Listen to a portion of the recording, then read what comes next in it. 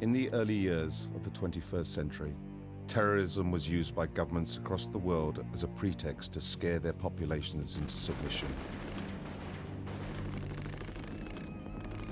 Life became a surveillance grid nightmare, with every individual's actions ruthlessly catalogued and recorded by the state.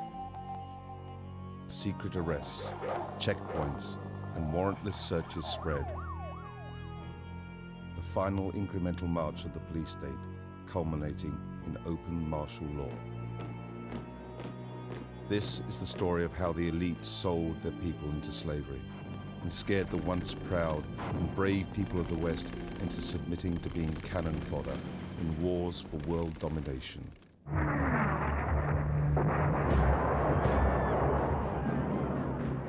Our enemies have made clear the danger they pose to our security. We're just right outside the security perimeter at this national security event in New York City, just a few hundred yards away from Madison Square Garden, where at least 10,000 police are stationed, supposedly providing security for the Republican National Convention and all the delegates and media that are going to be here. Sadly, we live in a world where for the foreseeable future, you're going to have to provide security all the time. Who do you work for? Well, you need to tell us. I mean, this is a free country. Officer, can you tell me this guy's badge number? Secret police just covers his badge up. Secret police in America. This is what's called ambush journalism, and I disrespect you for that as well. So thank you and goodbye. In the ritual? It's none of your damn business. We're also going to be talking to the protesters and finding out if the protesters are discussing real issues or if it's more of this phony left-right paradigm. On Monday, that Zogby poll was released that showed 50% of New York City residents believe the government had foreknowledge and made a conscious decision not to intervene. 50% of the people who live in New York believe that. Both candidates are cousins. They're skull and bones. They're bringing in big government and tyranny. The evidence is clear. The military-industrial complex was intimately involved in 9/11. Many of the nearly 2,000 protesters arrested over the past few days have been taken to an old bus depot on Manhattan's west side. We should call this facility what it is, and it's a concentration camp. It's the Pier 57 concentration camp. Oh yeah, folks. We're in the middle of it now. Stop exploiting the 9/11 tragedy! Ladies and gentlemen, here is your Fuji-sponsored surveillance blimp. Rollback of our civil liberties, just like them telling us we can't stand on the sidewalk here. Yeah, we can. We went to court and we can. The Republicans are here and taking advantage of the 3,000 people that died right behind me for their own selfish politics, and it's very sad. He is a man of perseverance. He is a man of inner strength. He is a leader who doesn't flinch, who doesn't waver, who does not back down. On September 11th, America was attacked. Suddenly, on September 12th, according to John Ashcroft and George Bush, 270 million Americans became the suspects. Hey, Michael, why don't you talk about NORAD standing down?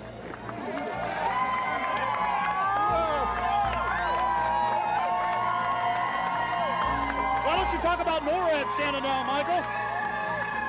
Why not the really hardcore 9/11 issues? My friends, this is totally surreal. I'm in the middle of police, machine guns, high-tech sound weapons that are being used in Iraq. And the would-be dictator is on the radio. I'm in the middle of New York City. It's a hellhole of surveillance and police state. And the Bill of Rights being torched, being destroyed. If you're here at 11:35, they will arrest you.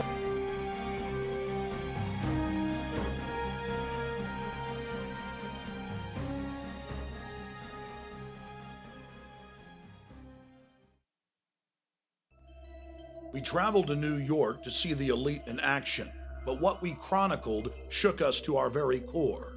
We were witnesses to the elite's ideology, to their mindset, their vision, their philosophy, and the martial law system that they are constructing, not just for the American people, but the population of the world. We're just right outside the security perimeter at this national security event in New York City, just a few hundred yards away from Madison Square Garden, where in just a few hours they'll be starting up the official coronation, Skull and Bones coronation part 2 for John Kerry's cousin, George W. Bush, right here in New York City. We'll chronicle the police state, the surveillance blimps, the sound wave cannons.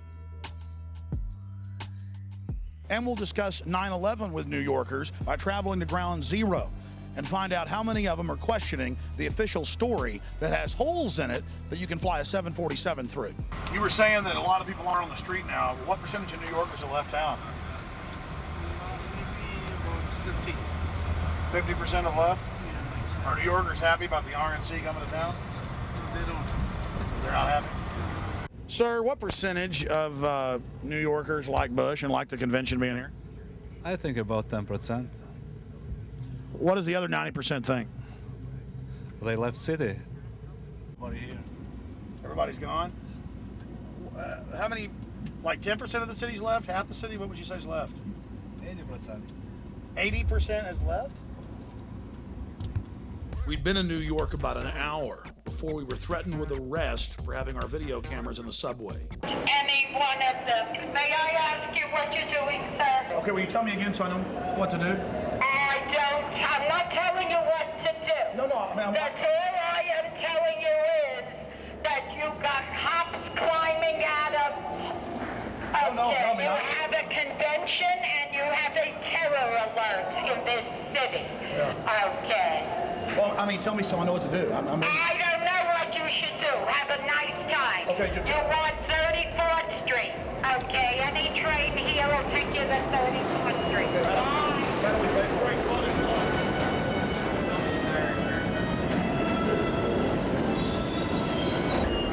We were then threatened a second time with arrest for filming on the New York subway.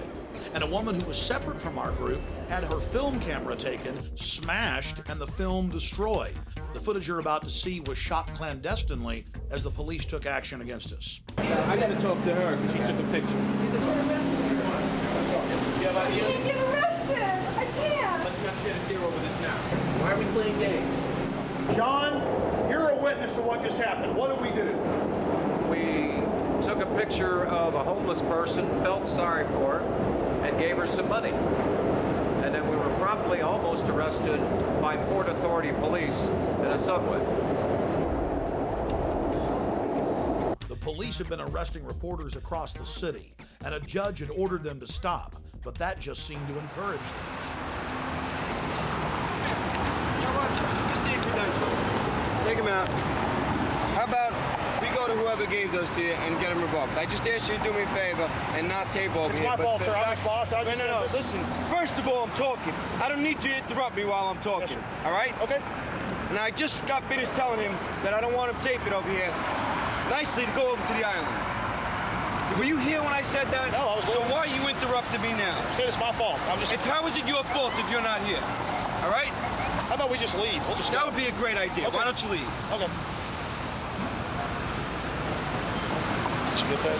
Oh, yeah. I've almost been arrested 3 times every day, anywhere in the city videotaping anything. It is an absolute nightmare. Hey, guys, get your cameras on. Yeah, what's going on?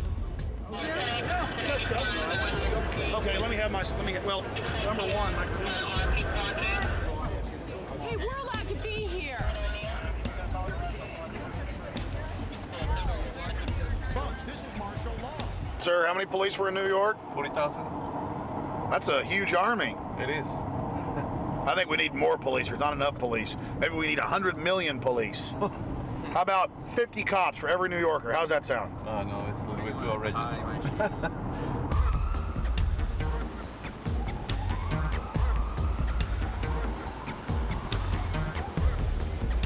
A few months ago, they had a new fake terror alert. Later, they had to admit it was fake, claiming that a couple of Muslim guys were down here trying to take photos and video of all of this because they wanted to attack it. and they said it was a brand new threat, but it turned out that it was over 4 years old. And then when we got here to New York for the convention, they busted 2 guys who supposedly were going to go after the subway. And then in that case, too, it turned out that that was fake, that wasn't real. But all of these are used to scare the population into submission and as a pretext to up the police state and the despotism. Straight out of The Running Man, right here in New York, we have police state surveillance blimps that are sponsored by Fujifilm.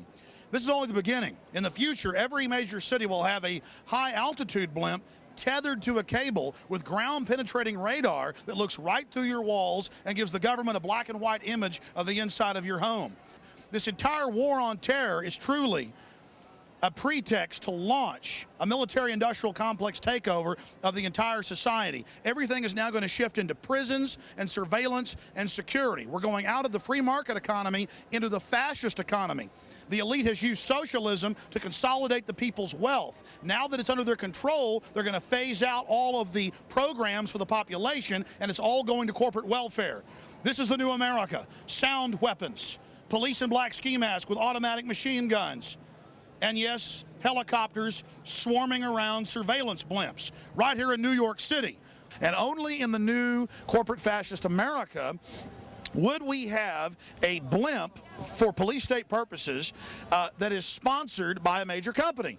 And we found out that Fuji gave free bikes to all the police, and guess why? They sold the U.S. government and a bunch of different city governments, or trying to sell other city governments, these high-tech imaging systems, these face scanning systems to recognize who we are. So our face becomes the national ID card, and Fuji is on the cutting edge of that. In the past, football teams had sponsors, or baseball teams. Then it was named stadiums after phone companies, Southwestern Bell, Nextel. Now we have the Fuji-sponsored NYPD blimp. Follow the blimp. The blimp just flew over. Yeah, follow that blimp. Don't lose it. They're using that blimp for surveillance. We always know where the protests are at. There it is, sir. Follow that blimp. No, Luis, what do you know I can say about it? What do you guys think of the new security blimp? It's nice. I want to know how you get qualified to drive the blimp. It says Fuji and NYPD. Yes, it does. I want to go to blimp school because I want to fly the blimp. So is Fuji now with the police department, or are you guys renting it? I think we're renting it. You know. Renting the balloon? Yeah, believe it or not, right? I heard a story that the police, in some of their helmets have cameras. That I never heard. I saw it on Fox. Yeah, that's kind of crazy. What about the big sound wave guns? Where are those? I haven't. That I know nothing about. Did you hear about those? No, I didn't. Did you hear about how they got the sound? I can't comment on anything like that. Well, it was in the newspaper. I can't comment. I'm not allowed to comment on anything like that. On the, what are they called? The frequencies? I don't know what they're called. But you can't comment on them? No. You can neither confirm nor deny?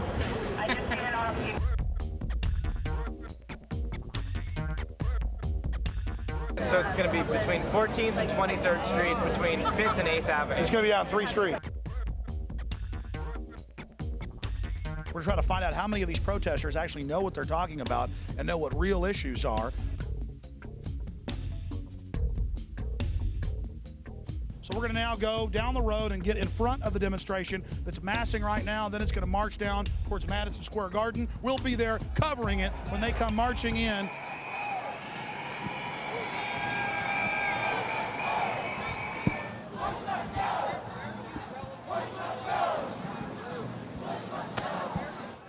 Sir, what do you think about the whole official 9/11 story?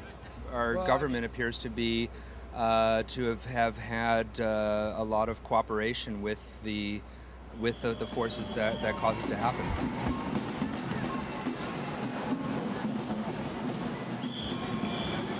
But I'm here to tell the world that Bush is wrong.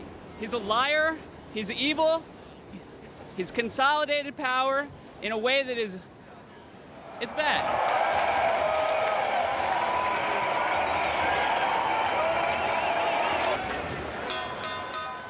Now, as most of you know, we're not left-wing or right-wing. We're into freedom, the Bill of Rights, the Constitution. And whether it was Bill Clinton or George Bush, those freedoms are being destroyed. Under Bush, it's all accelerated.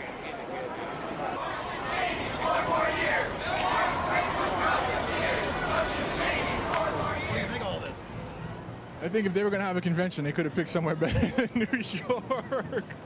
And it seems like Bush is trying to bind himself to the 9/11 tragedy. Do you have any comments on that? I was there, and anybody that's going to try and put themselves above the people that actually help pull those people out is not worth my comment, man. I was there.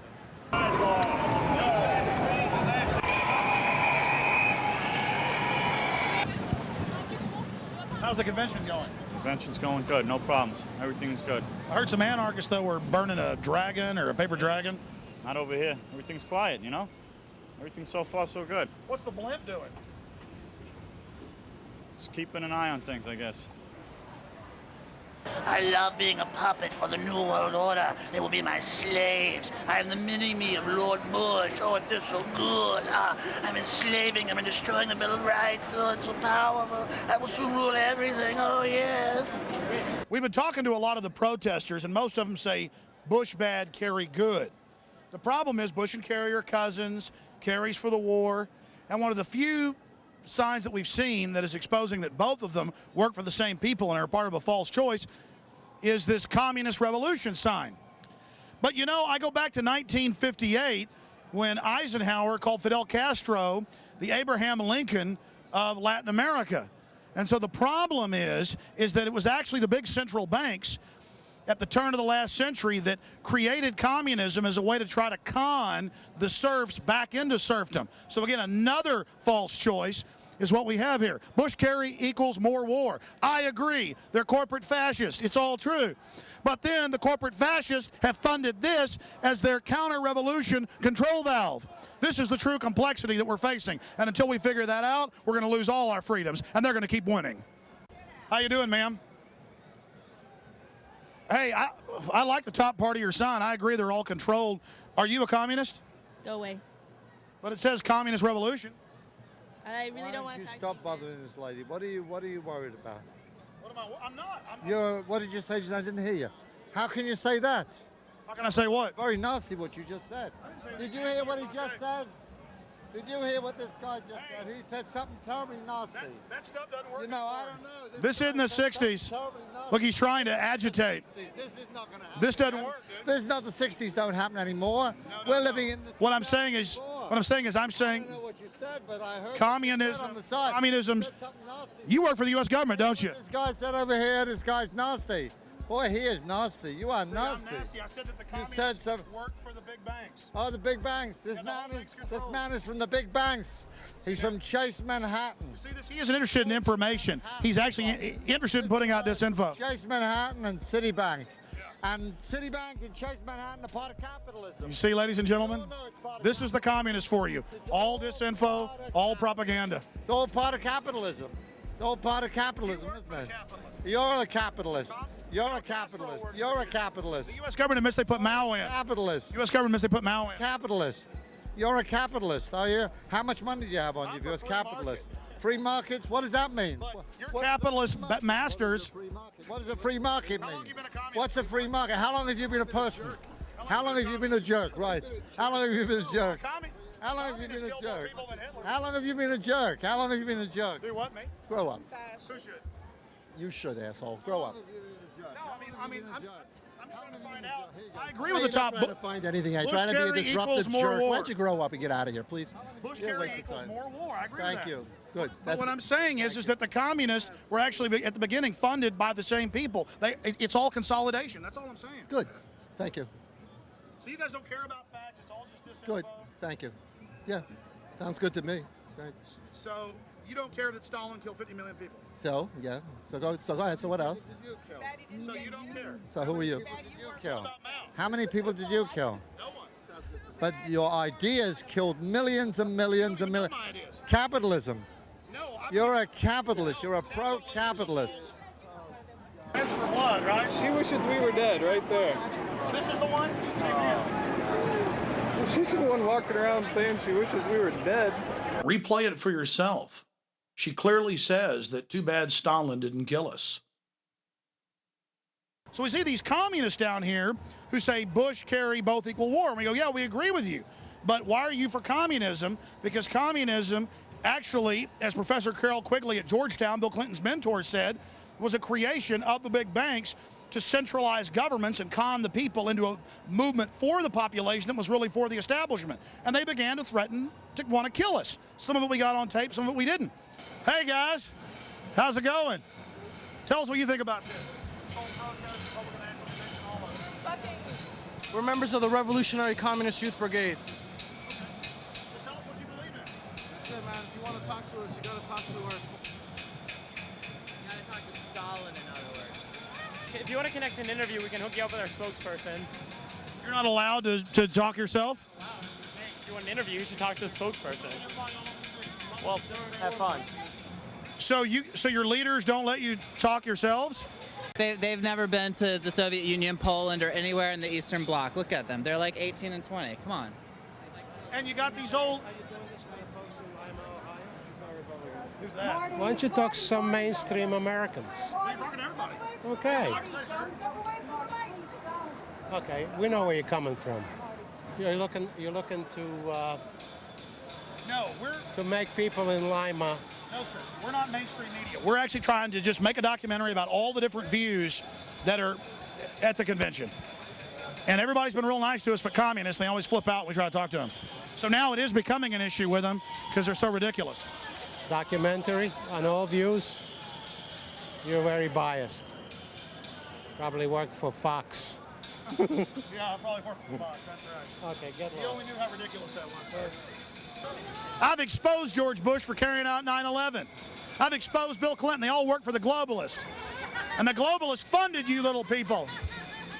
You guys need to wake up. Sir, a lot of New Yorkers have said, and the polls show 80% don't want Bush to have the convention here, but they're doing it. And some people say that he's being opportunistic, trying to associate himself with 9/11. I disagree entirely. I think this is the perfect venue for Bush and the RNC to hold this event. I mean, New York City is a world capital place, big focus in New York from the rest of America, and I think it's a perfect venue irrespective of your party leanings. Have you seen any of the protesters while you've been in town, and what do you think of them if you have? Well, we've seen a few of them. Mostly, of course, they're kept away from the delegates.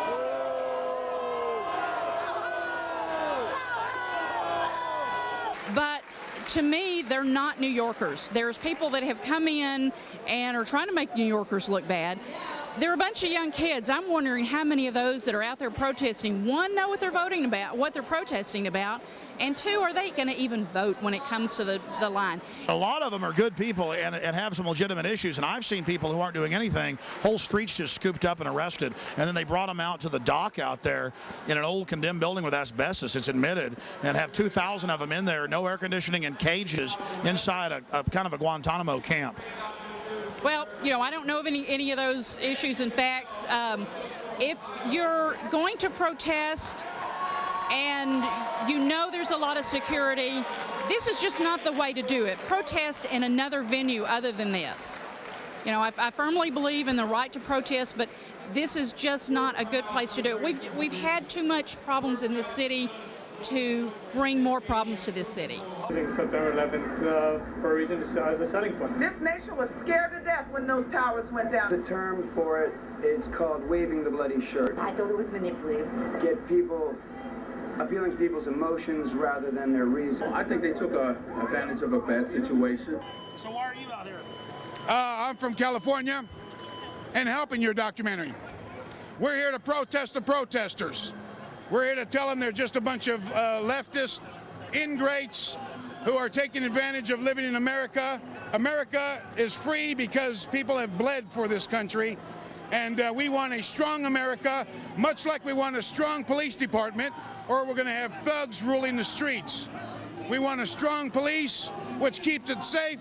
We want a strong military, which keeps a good country. Yeah, the same Bible that the president is going to put his hand on that says no same-sex marriage. What are you doing hanging around a bunch of right-wing Christians? What are you guys doing hanging around us? This isn't Berkeley, pal.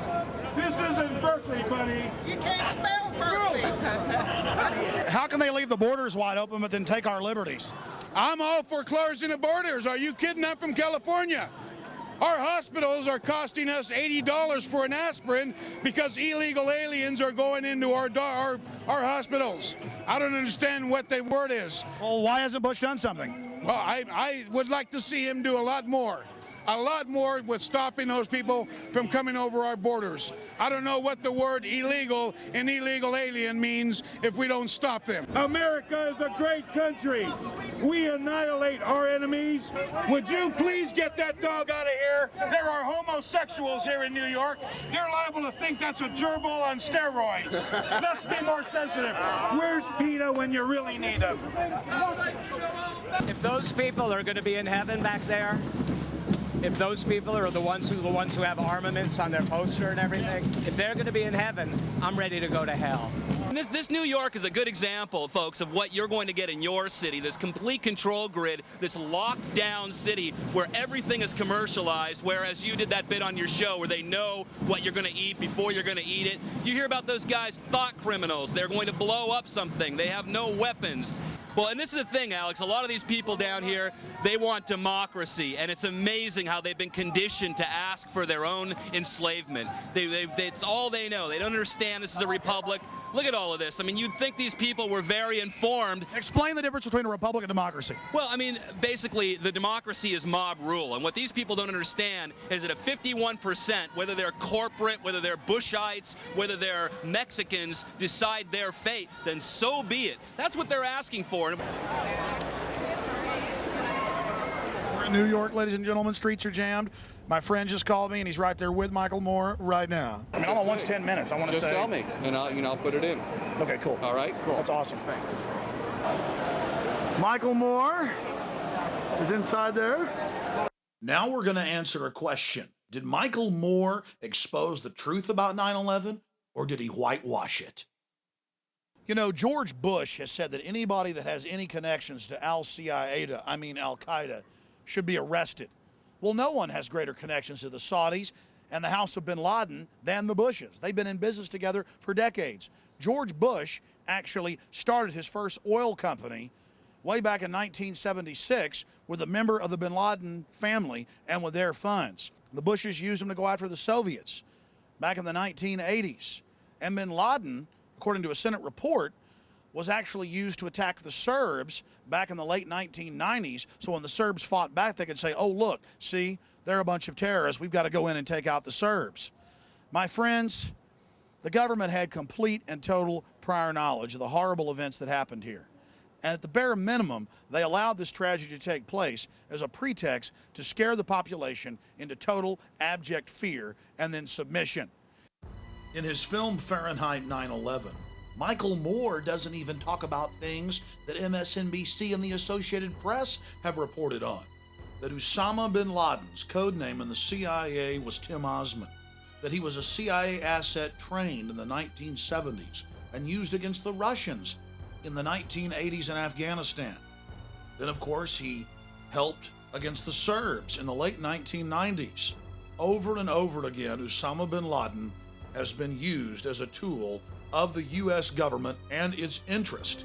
Anytime they need to create a crisis anywhere on the planet, bin Laden comes to their rescue as the fire starter they need to create the crisis so they can offer their solution.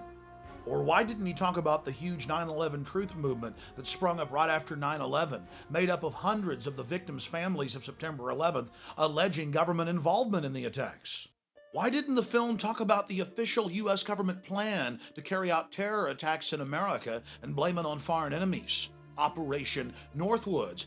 It even called for hijacking jets by remote control and crashing them, bombing D.C., committing sniper attacks. No, Michael Moore didn't discuss this.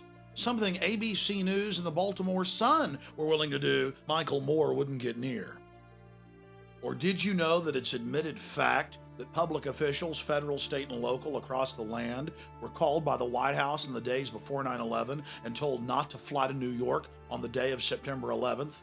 Mayor Willie Brown of San Francisco was called by the White House and told, don't fly to New York on the morning of September 11th. He was called September 10th. Why didn't Moore talk about this? John Ashcroft, the Attorney General, just a few weeks before September 11th, stopped flying commercial, citing a hijacker risk. Most shocking of all, the Joint Chiefs of Staff had a scheduled meeting in New York City on September 11th. But the day before, because of a quote warning, they canceled their trip to New York City. They even told MSNBC this, but it's still somewhat of a public secret, and Michael Moore isn't talking about it. Author Salman Rushdie was warned by the FAA not to fly to New York on the morning of September 11th as well. It was reported by the Times of London. We have the San Francisco Chronicle, MSNBC, the Associated Press reporting all of this. But still, the average American has been kept in the dark because it's never made the nightly news, and it's certainly never been talked about by Michael Moore. And there was no mention of the fact that NORAD stood down for the first time in its 50-year history.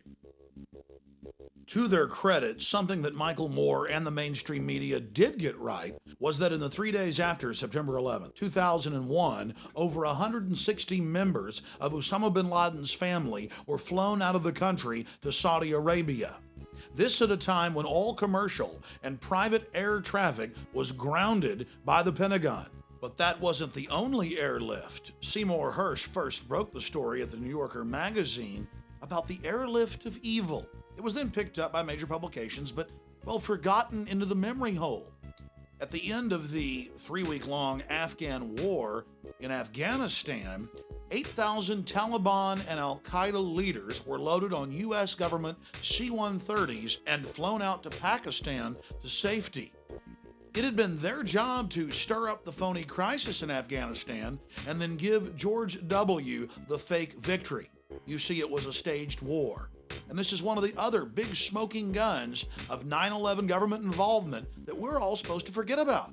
Oh, the government admits they flew him out to safety, but Fox News said it was an accident. Yes, 8,000 Taliban and al-Qaeda cream the leaders being flown out to safety. And top generals were told to release Taliban generals. They were told, let them go. And some of the generals got angry and went public. The FBI has gone public, as well as the CIA. They've even leaked the orders, like W199I, where George Bush ordered them to back off Osama bin Laden and his family. In fact, they even fired some agents that refused to follow their orders. There were red flags everywhere. Everyone knew that the attack was coming. That's why so many public officials didn't go to New York. But months before, there was the Bush administration frustrating the investigations, ordering the agents off the cases, ensuring that the attacks would go forward.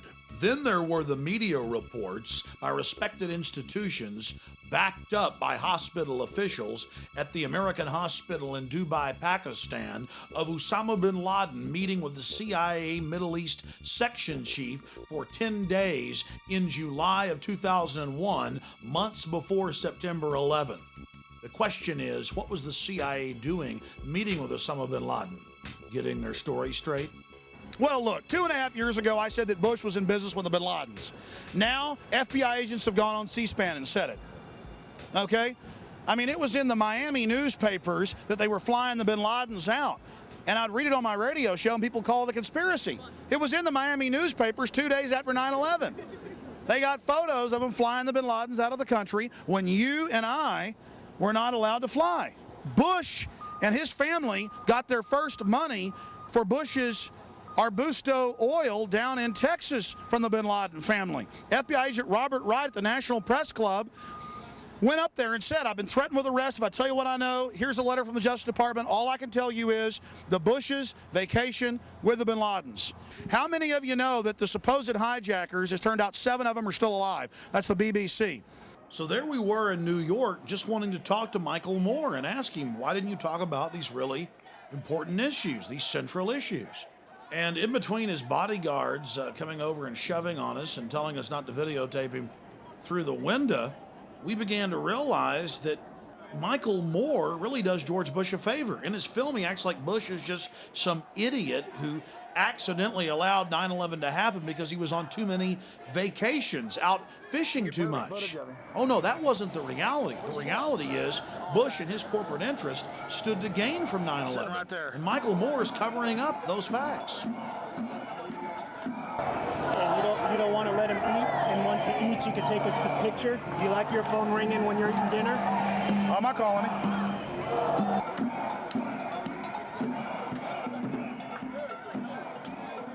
In reality, Mr. Moore had just completed his photo op for just a few minutes marching at the head of the parade with other genuine establishment libs like Jesse Jackson. Then he ducked into the taco bar, had the general public thrown out, and began, well, gobbling. And I wonder what he was thinking while he was eating. Man, are they going to catch on to me? As the hours went by, are they going to find out that I'm really a fake and a corporate shill that flies around in a corporate jet? All those years I chased the corporate bigwigs around and was thrown out of office buildings and stood outside restaurants, and now I've become what I always said I hated. Or maybe I was always what I claimed I hated. Yes, Mr. Moore, we have nothing against you, but you made a film where you claim that you exposed George Bush. You gave him aid and comfort. You covered up the reality of premeditated involvement in 9/11 and played into that popular little folky image of Bush the idiot elf. Bush is a puppet for a hardcore global crime syndicate setting up a world government and turning America into a high-tech police state. But I guess though it won't matter to people like you. You'll have a fake war to fight, while all the time you're truly covering up the real political paradigm. Big paper Norwegian business there. Did he already sneak out? He's not. Out that way? He's gone. How many bodyguards does Michael Moore have? I can tell you. Pero aquel digo que definitivamente tienen ver allí como ahí. Hey, Michael, why don't you talk about NORAD standing down?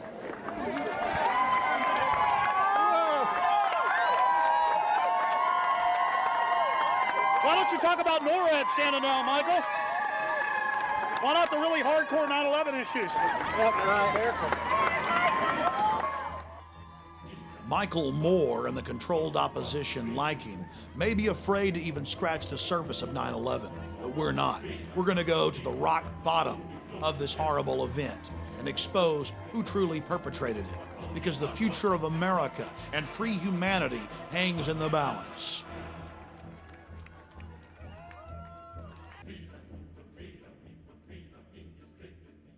My name is Greg Palast.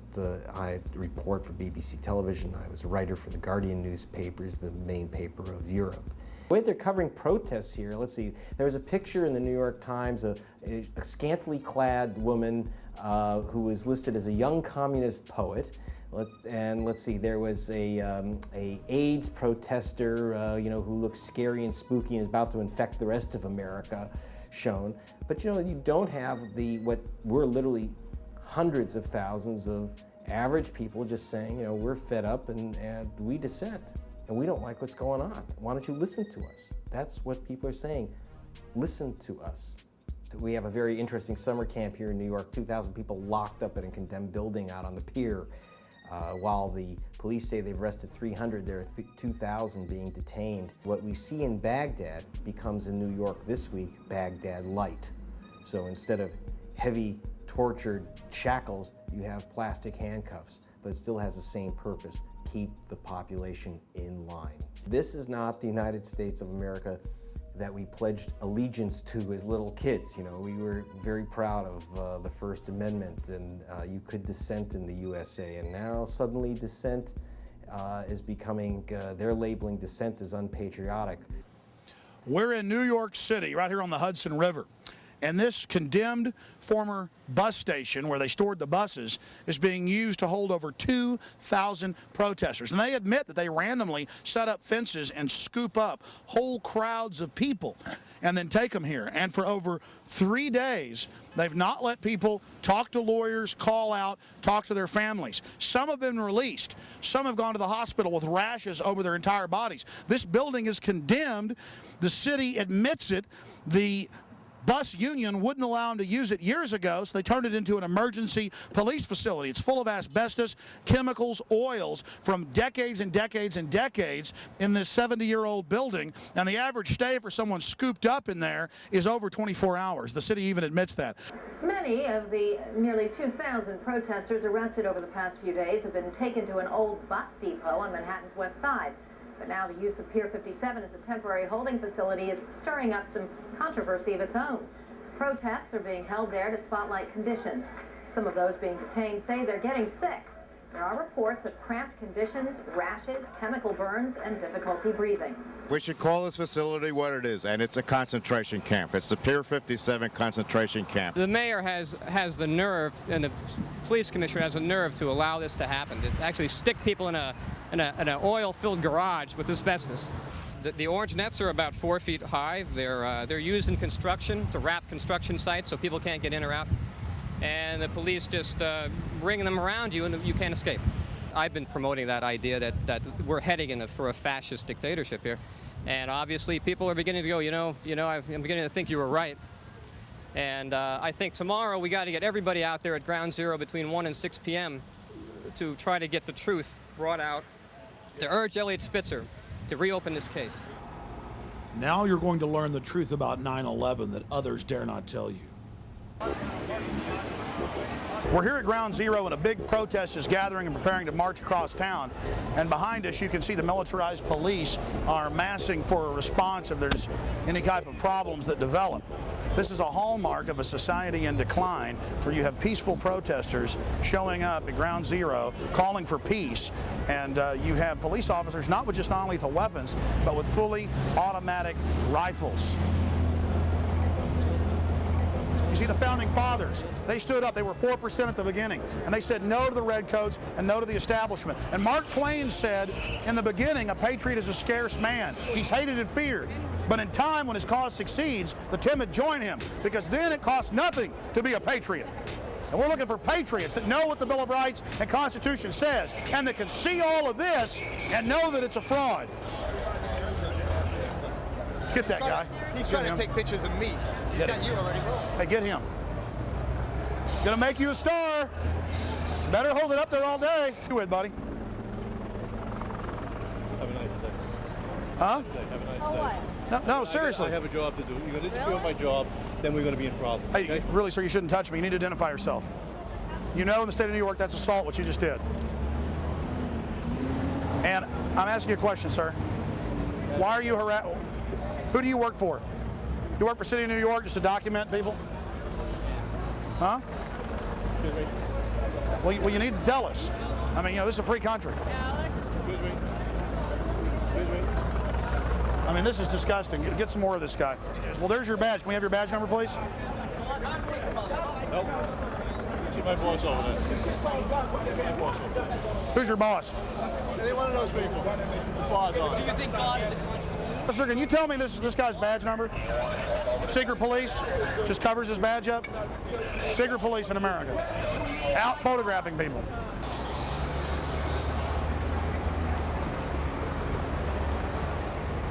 That's the shot. That's the shot right there. Get it. There he is. Get it. Infowars.com. See yourselves. You're going to look good. Everywhere we traveled in New York, secret police videotaped and took photographs of us. But it wasn't just our crew. It was the mainstream media and the general public at large that were being photographed. But the worst area of all was Ground Zero, where the police took photographs of protesters and attempted to intimidate them as well. The police photographing the citizens is bad enough, but across the country we've caught the military photographing the public, as well as working with the police at football and baseball games, searching people's goods. Why in Alabama, the Alabama Defense Force comes out, forms cordons around whole cities during different festivals, and searches every man, woman, and child, training them how to live in a high-tech police state. And now our police themselves are beginning to turn into the military. And guess what the military does? They fight an enemy. They are set up to kill people and break things.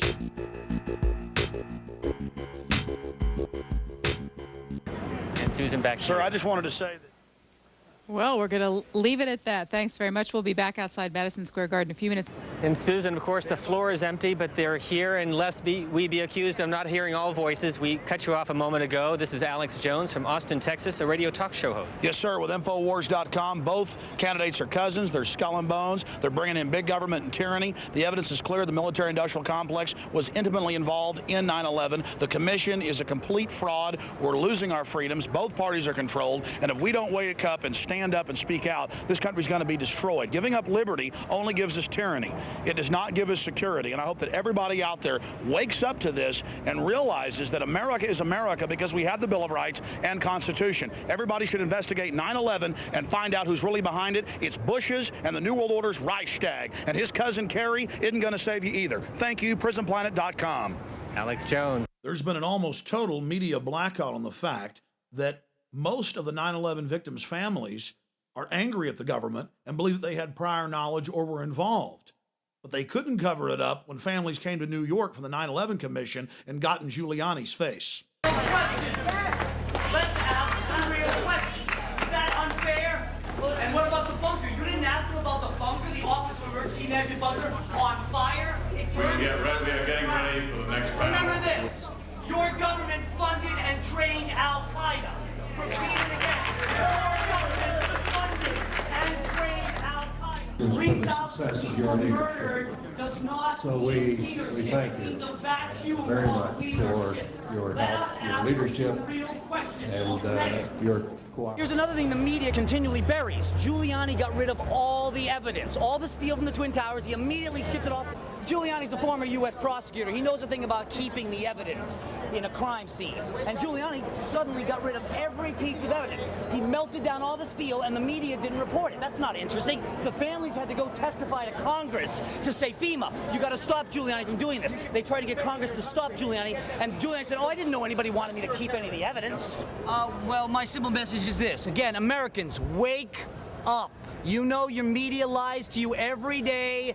Your government has on record for hundreds of years lying to you every day. That's all I ask. Wake up, pay a little more attention, and don't believe anything you read in the papers. How many times have we caught them lying to us? Yeah, how many? Well, they just closed the Office of Disinformation, didn't they? Why isn't that Zogby poll headline news today? Yeah, why isn't that Zogby poll headline news? It should be. Because every media in the country got it. Zogby sent it out to everyone. What are you going to do when 92% think like us? Well, why isn't the media talking about that? That's a big deal that a majority of New Yorkers believe what we believe in the new major Zogby poll. Why isn't that a major issue? And what is the establishment going to do when everybody thinks like we do? And on Monday, that Zogby poll was released that showed 50% of New York City residents believe the government had foreknowledge and made a conscious decision not to intervene. 50% of the people who live in New York believe that. Well, it's time for a serious investigation. Then CNN conducted its own poll on Anderson Cooper's program 360. After an hour-long show where he and others demonized members of the 9/11 skeptics movement, they conducted their own poll, and an amazing 90% of respondents out of over 7,000 believe that there was a U.S. government cover-up. All of the people involved in the cover-up of September 11th have gotten wealthy off of it or gotten even richer. And then now, September 11th is being used to kill our freedoms, to destroy what America is built on, what America is supposed to really be about. Most of my friends have questions about what happened on 9/11, and we'd like to know answers, and we're very disappointed in President Bush's reaction to 9/11. My name's Les, live here in New York City, and I'm part of a contingent that has vigils here at Ground Zero every Saturday. We've been doing it since January, actually. And I've seen a lot of interesting things, heard a lot of interesting things from people. A few just happened today. A woman came up saying that her family received a phone call from a family friend. She was told by this family friend on September 10th, the family friend was a Navy SEAL, told not to show up in Lower Manhattan tomorrow, which was, of course, the 11th. There's going to be a major event.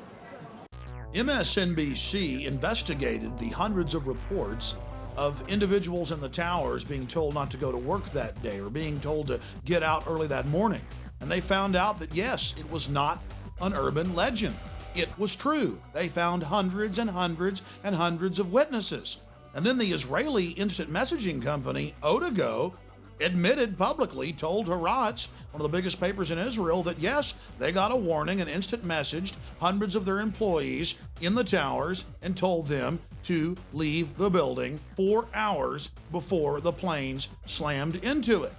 This is on the record and cannot be ignored. Students pointed up at the towers and told their school teachers in the weeks before 9/11 that those buildings are about to come down. They're about to be destroyed. And then on top of this, we have the public officials being warned. Total evidence of prior knowledge.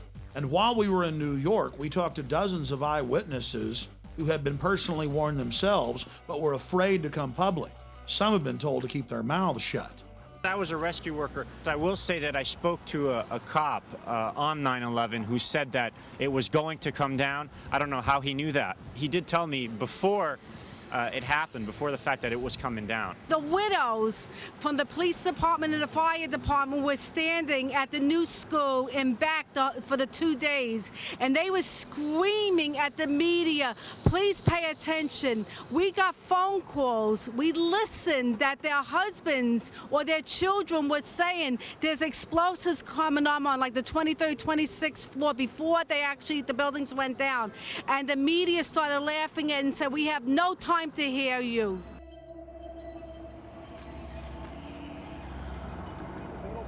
Larry Silverstein originally owned Building 7, and a few months before 9/11, he bought the entire complex, all 7 of the buildings, and then he took out a record insurance policy on them. Building 7 and what happened to it is so important because the official story is 2 jets flew into the buildings, we all agree on that, and that their jet fuel caused the steel to melt and caused them to collapse.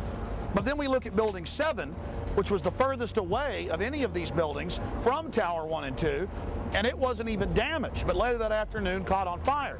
Now they've rebuilt Building 7. Here's Tower 1 and 2. Obviously, you all know those were hit by jet aircraft. And then we have Building 7, the furthest away from all the other buildings. Building 7 was 47 stories tall. Building 7 was not hit by an aircraft. Building 7 did not catch fire from these buildings. But later in the afternoon, mysteriously, it caught on fire. And then after 4:30 p.m., the firefighters told everybody to get back. They were, quote, going to pull the building, the demolition term for demolishing one. They told Associated Press reporters, get back, we're going to pull it. And this building that wasn't hit by a plane, that had no damage to it, collapsed symmetrically. Building 7 was a block away where my hand is, but the red flashing square is where Bankers Trust still stands today. It had Tower 1 fall onto it, but just had light damage. The owner, Larry Silverstein, of the entire complex, got on TV and said that they had blown up Building 7. He said they pulled it, demolition. Well, Silverstein owned them all. Oh, Silverstein owned all the buildings. Yeah. How many buildings are gone? All of them. How many is that? That's right. That plane wasn't, that building wasn't hit by a plane. 9 buildings are gone. Yeah. Thousands of people lost their lives. That building. Hundreds more. No. And there's an official U.S. government plan to carry out the attacks. He imploded that building on himself. He admitted it. He said it on television. He brought that building out. Yes. Larry Silverstein. So you understand? Larry Silverstein on America Rebuilding on PBS said that they blew up Building 7. They blew up 7. Even though. He saw it. Did you see it on PBS? Yeah, he pulled it. He said on PBS, he said, we pulled the building. PBS. Oh, yeah, he pulled the building. Pelted by debris when the North Tower collapsed. 7 burned until late afternoon, allowing occupants to evacuate to safety. I remember getting a call from the fire department commander telling me that they were not sure they were going to be able to contain the fire. And I said, you know, we've had such terrible loss of life. Maybe the smartest thing to do is pull it. And they made that decision to pull, and then we watched the building collapse.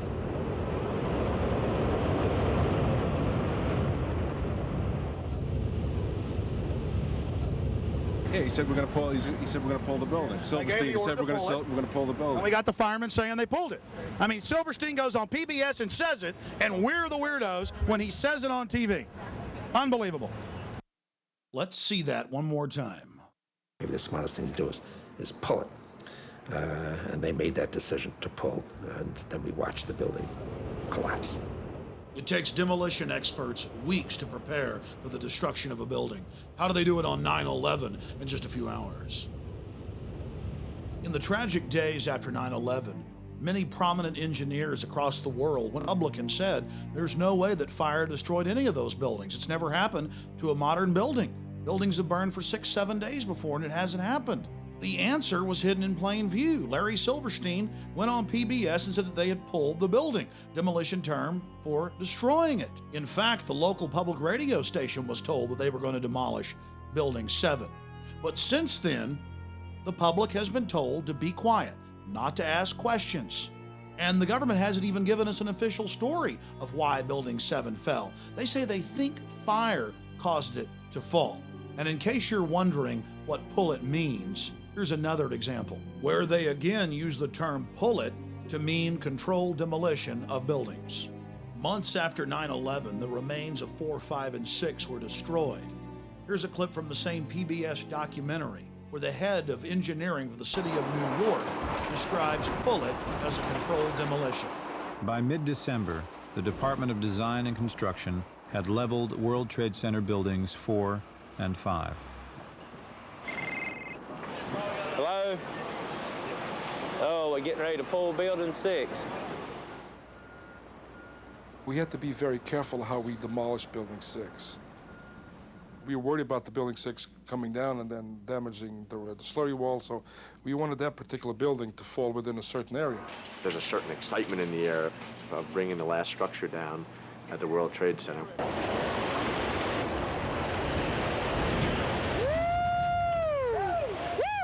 Seconds after 7 collapsed, this is what Dan Rather had to say about it.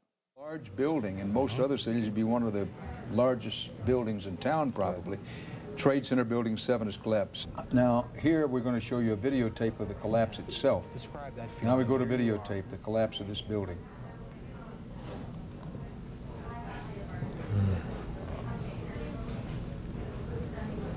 It's amazing. Amazing, incredible, pick your word. For the third time today, it's reminiscent of those pictures we've all seen too much on television before when a building was deliberately destroyed by well-placed dynamite to knock it down. Just in case you missed it, here it is again. Deliberately destroyed by well-placed dynamite to knock it down. Deliberately destroyed by well-placed dynamite to knock it down. This is a photo taken 1 second into Building 7's collapse. Notice the crimp. If we look at other controlled demolitions, we see that they first blow one of the central columns so the building falls in on itself. If you don't do this, the building falls outward and has a wider collapse radius and can damage surrounding structures. This was not the case with Building 7. Building 7 had a classic crimp or wedge. Its central column was blown out first, so it didn't structurally damage buildings just a few feet away from it. Building 7, while I was listening to live feed from our local public radio station later in the afternoon, they talked about Building 7. Building 7 was fine. There was no airplane that hit it. And then they even began to ruminate on the air about demolishing the building. I said, well, I don't know. I mean, you can put out fires. You know, why would you talk about demolishing a building that, you know, it wasn't hit by anything? You know, the fires weren't bad or anything like that. What was in Building 7? Well, the Department of Defense, the Central Intelligence Agency, FEMA, U.S. Secret Service, Securities and Exchange Commission, and the city's main command bunker, overseeing the entire operation. That's what was in Building 7, a structure that was over-engineered, that could stand thousands and thousands and thousands of degrees of temperature for days if need be. But it collapsed in just a few seconds. Here we are, smack dab, right in the middle of Silverstein Properties. In the next few minutes, we're going to talk about Mr. Silverstein and go over the history of the World Trade Center complex and some very serious questions that need to be answered. You know, it's interesting to note that Larry Silverstein bought this building many, many years ago. This was the only building he bought in the complex. But 2 months before 9/11, he bought the entire complex, all 7 buildings, and took out a record insurance policy on them for over $3 billion, which he's now been paid. In fact, he tried to get even more. He wanted $7 billion on an original $200 million investment that they made on the entire complex when he leased the whole structure. Mr. Silverstein did quite nicely in his investment. Also, Mr. Silverstein, quote, with a shadowy group of investors, according to the Chicago Tribune, just bought the Sears Tower, one of the next big targets the government's been saying. We hope and pray that nothing ever bad happens, and that's why we're here exposing who may have motives in not stopping further events. The command center for Rudolph Giuliani was in this building. Rudolph Giuliani had his command bunker in this structure, and so did the CIA. It wasn't just the city of New York. The CIA, the FBI were all based in this building. And Rudolph Giuliani told ABC News that he got a call that morning about 8 hours before this collapse, before a fire even started, and was told, get out of Building 7. And he left to a FEMA command base that had already been set up the night before, which he's now admitted in congressional testimony, right down the street by the harbor.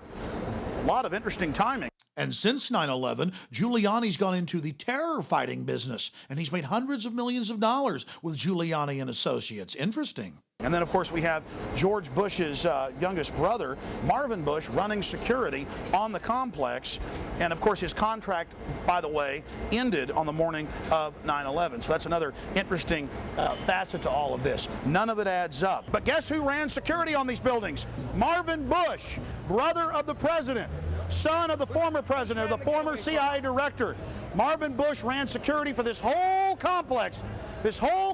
And guess when his 2-year contract ended? This is the Associated Press on September 11th.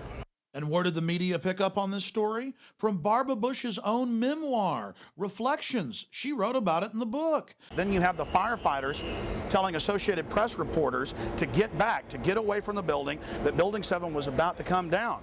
And then it magically did come down. And then the University of New York and the U.S. Geological Survey, federal and state, both seismographs picked up explosions going off, the classical pattern of a controlled demolition. He said that they made the decision on the afternoon of 9/11 to go ahead and pull or demolish Building 7, and that they gave the order and watched the building go down. Building 7 is further away from the towers and was not hit by planes. It's further away from the towers than buildings right across the street like the Millennium Hilton and others. So if your building's owned by Larry Silverstein, it collapses because he's got a big fat insurance policy. But if your building's closer and owned by somebody else, it doesn't get damaged at all. Why is the story of Building 7 so important? Why have we spent so much time on it? Because the official story is that the 2 planes that hit Tower 1 and 2, the big 110-story buildings, caused them to collapse, even though a modern steel building can never collapse from fire. But then we have Building 7 that was further away than any of the buildings in the complex that later in the afternoon got a few small fires in it and collapsed. Now they have almost rebuilt Building 7 on the exact same spot. And look, buildings right next to it, even though it collapsed on fire, didn't even get that much damage. And then we have this huge building that was right beside Tower 1 and 2 that was hit by giant chunks of the building that did catch on fire, but nothing collapsed. The difference between that building and the new Building 7 is that Larry Silverstein doesn't own that building. Larry Silverstein doesn't own the Millennium Hilton that was closer than Building 7. But every building he owned either caught on fire or mysteriously collapsed. There has been over 100 uncontrolled fires in skyscrapers in the last 50 years, and never has one collapsed or come close to collapsing from fire. Only earthquakes and demolitions have brought these modern structures down. Then we look at the fires in Building 7, and they would be called moderate by any firefighting manual, but still the building collapsed. Building 7 had sporadic fires in it for 6 hours. Other skyscrapers, as we mentioned, have burned for days or even weeks. Why don't they collapse? Because steel doesn't begin to weaken until after 2,000 degrees of temperature. Around 2,500 it becomes red hot, and at around 3,000 degrees starts to melt. Another example of this was the Windsor building in Madrid, Spain in mid-February of 2005. It burned for 2 days at temperatures much higher, with white-hot flames shooting out of it for hundreds of feet. As we watched the Windsor building burn, I was amazed to watch the media of the world say, well, the World Trade Center towers and Building 7 fell from fire, so it's going to fall. We're just waiting for the collapse. but the collapse never came. All the major support pillars held fast. Steel doesn't melt at that temperature. According to official reports, Building 7 wasn't even in the debris field of Tower 1 and 2. And that's why it's important to look at buildings like Bankers Trust. We already talked about it earlier, but let's focus in on it with some detail. It was right up against the South Tower, only about 45 feet away, and large chunks of the South Tower fell directly in to Bankers Trust. But Bankers Trust is like all other modern steel buildings. It's like the big building in Madrid, Spain. Despite the fact that fires raged through many of its floors and that huge pieces of debris fell on top of it and up against it, it didn't collapse. The architect of the World Trade Center towers, Nomura Yamasaki, told the press many times before 9/11 that he specifically designed the towers to take massive passenger jetliner impacts. The construction and project manager for the World Trade Center complex, Frank DiMartini, told the press multiple times that they designed the towers not to just take one large jetliner impact, but at least two, and not collapse. And other world-renowned engineers and architects went public as well, but that didn't matter for the mainstream media. They simply ignored their protest. Senior firefighter Lou Caccioli, who survived the collapse of the World Trade Centers, reported that bombs were clearly going off inside the structure. He told People magazine this the day after 9/11. When we spoke to him, he said he couldn't talk about it. Professor Van Ramiro, Vice President for Research at New Mexico Institute of Mining and Technology, told the Albuquerque Journal that the implosions of the towers were too mathematical to be a chance result of airplanes, and that only controlled demolitions could have brought the buildings down. Then Kevin Ryan, an executive engineer with Underwriters Laboratories, or UL, that certifies most big buildings in America, went public and said, "It's impossible. Jet fuel wouldn't have melted the columns in Tower 1 and 2. This is from the organization that underwrote the towers. Then Firefighter Engineering, the oldest engineering publication in United States history, went public and said, "There's no way jet fuel made that happen. And stop hauling away the debris. Stop covering up the crime scene." We've got 7 different tapes showing different groups of firefighters saying the towers looked like they were brought down by bombs and they heard explosions. But in the interest of time, here is just one of those clips shot by 2 French brothers who were making a documentary about New York firefighters on the morning of 9/11. We came down. It was much worse than it was when we went up. Right? We went up and they had everything set up and came down. It was desolate. It was like, holy. We came down to the lobby. It was like the first of the wars. There was nobody there. What did we do? We made it outside. We made it about a block. We made it at least 2 blocks, and we started running. Floor by floor, it started popping out. It was if they had detonated. If they were planned to take down a building. Boom, boom, boom, boom, boom, boom, boom. NBC's Pat Dawson is close to the scene of that attack. Pat? Pat, Matt, can you hear me? if we are, yes, I can, Matt. Just moments ago, I spoke to the chief of safety for the New York City Fire Department, who was obviously one of the first people here on the scene after those 2 planes were crashed into the side, we assume, of the World Trade Center towers, which used to be behind me over there. Chief Albert Turry told me that he was here just literally 10 or 15 minutes after the events that took place this morning. That is the first crash. He had roughly 10 alarms, roughly 200 men in the building trying to effect rescues of some of those civilians who were in there, and that basically he received word of the possibility of a secondary device, that is another bomb going off. He tried to get his men out as quickly as he could, but he said that there was another explosion which took place, and then an hour after the first hit here, with the first crash that took place, he said, there was another explosion that took place in one of the towers here. So obviously, according to his theory, he thinks that there were actually devices that were planted in the building. The second device he speculates, was probably planted in the building. So that's what we have been told by Albert Turry, who is the chief of safety for the New York City Fire Department. He told me that just moments ago. And a CBS News chopper in the air over the towers reported the same thing. If Jim Smith is with us still in chopper 2, Jimmy, you there? Just we saw some kind of explosion, a lot of smoke come out of the top of the tower, and then it collapsed down onto the streets below, much like we saw the first tower just about a half hour ago. Chopper 2 as he takes these pictures. Jim? Yes, I am here, Michael. Jim, tell us what's happening out there. Oh my We just witnessed some kind of secondary follow-up explosion on the World Trade Center #2 in the wall. Secondary. We've all unfortunately seen the famous photos of victims jumping out of Tower 1 and 2, but that happened in the first 15 minutes while the jet fuel was still burning. Later, we have the photographs of the victims standing in the impact holes from the aircraft begging for help for 20 to 30 minutes. How could they survive heat that would melt through giant 4-foot steel girders? The answer is they couldn't, and the firefighters are on record as saying the fires were almost out. The fact is, the temperatures had dropped dramatically. The fires were almost extinguished. The people were in the open wounds in the sides of the buildings begging for help. Help that did come in the form of the valiant firefighters who had the buildings blown up around them. The tape you're about to hear is from the grave, as a valiant firefighter reports that the fires were almost out. And as firefighters went public and said that the fires had almost been extinguished, the federal government ordered them under national security to stop talking to the public and told the media that all the firefighter tapes had malfunctioned, but not before firefighters had rebelled and released segments of tape, a segment you're about to hear. What do you got up there, Steve?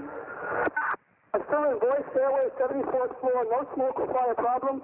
The walls are breached, so be careful. Yeah, 10-4, I saw that on 68. Freddie, come on over. Freddie, come on over by us. Guys, we got... I got it for 1-5. We got police, isolated pockets of fire. We should be able to knock it down with 2 lines. Where you go that? 78th floor, numbers 1045, call Horn. What scared you in, Mario? Seconds before the towers collapsed, blast points could be seen springing up down the sides of the buildings from the top down. Within days of 9/11, Bush and his minions began grandstanding at Ground Zero, telling us, "Give up your liberties and we'll protect you. Go along with our invasion of the world and everything will be okay." Then there were all the pre-9/11 warnings from the French, the British, the Egyptians, the Italians, the Russians, the Israelis, the Indians. The list goes on, but Condoleezza Rice and George Bush told us they'd never heard of such a plan of al-CIA to fly hijacked jets into the World Trade Center and Pentagon. It didn't matter if CNN had reported on it back in 1995. Even the Taliban, 2 months before 9/11, said, "Stop Osama, he's about to attack you." What they didn't know is he was working for Mr. Bush. I want to add that, the president knew about a month in advance before we were attacked here in New York. He got the memo. Yeah, he didn't do anything about it. And we all know that. Now he's here in New York in the convention and he's going to be applauded by, thousands and thousands of people. This is ridiculous. Howard Dean recently seemed to muse aloud whether you had advanced knowledge of 9/11. Do you agree or disagree with the RNC that this kind of rhetoric borders on political hate speech? Yeah. Look, there's time for politics. And, it's time for politics. And, it's an absurd insinuation. In that case, sir, can I follow up on something unrelated? Let's talk about motives. The Project for New American Century, founded back in 1996 by 25 neocons, Dick Cheney, Jeb Bush, Paul Wolfowitz, all of these people said on their own website, in publications, we need, quote, helpful Pearl Harbor events. I don't think Pearl Harbor was helpful, but we need a terrorist attack on the order of Pearl Harbor to get the American people behind a war. The globalists took a baseball bat, and we're a beehive. America's a beehive, you know, the sleeping giant. And they took that baseball bat, and they went, ooh, terrorists got you, bam! Hey, bees, the terrorist over there, go get our oil for us. And we all came out of the hive. And now we kind of settled back down, so they keep waving the bat going, well, I don't want to hurt our bees too bad, but we may have to whack them again to get them behind what we're doing. All right, terrorists going to get you. Terrorists going to get you. Give up your rights to us. How many of you know that NORAD stood down for over an hour and 25 minutes, but if your Cessna gets off course for 5 minutes, they're going to launch F-16s on you? Remember Payne Stewart, the golfer? 15 minutes after his jet got off track, they had F-16s all around him. But on 9/11, in the most controlled airspace in the world, they could do nothing about 4 jets. But it gets worse. Guess why NORAD stood down? The average people in the military are good folks. They were told it was a drill, because the Associated Press reported, and the CIA's own website admits, that on the morning of 9/11, the CIA was running a drill of flying hijacked jets into the World Trade Center and Pentagon. It was just a coincidence. At 8:30 in the morning, there was a drill of the exact same thing happening, and so NORAD stood down. Anybody know what problem, reaction, solution is? Create a crisis to scare the people into submission. They're begging for help, and then you take their rights. Does anybody know what Hitler did? Right after he got elected, he firebombed his own Reichstag building.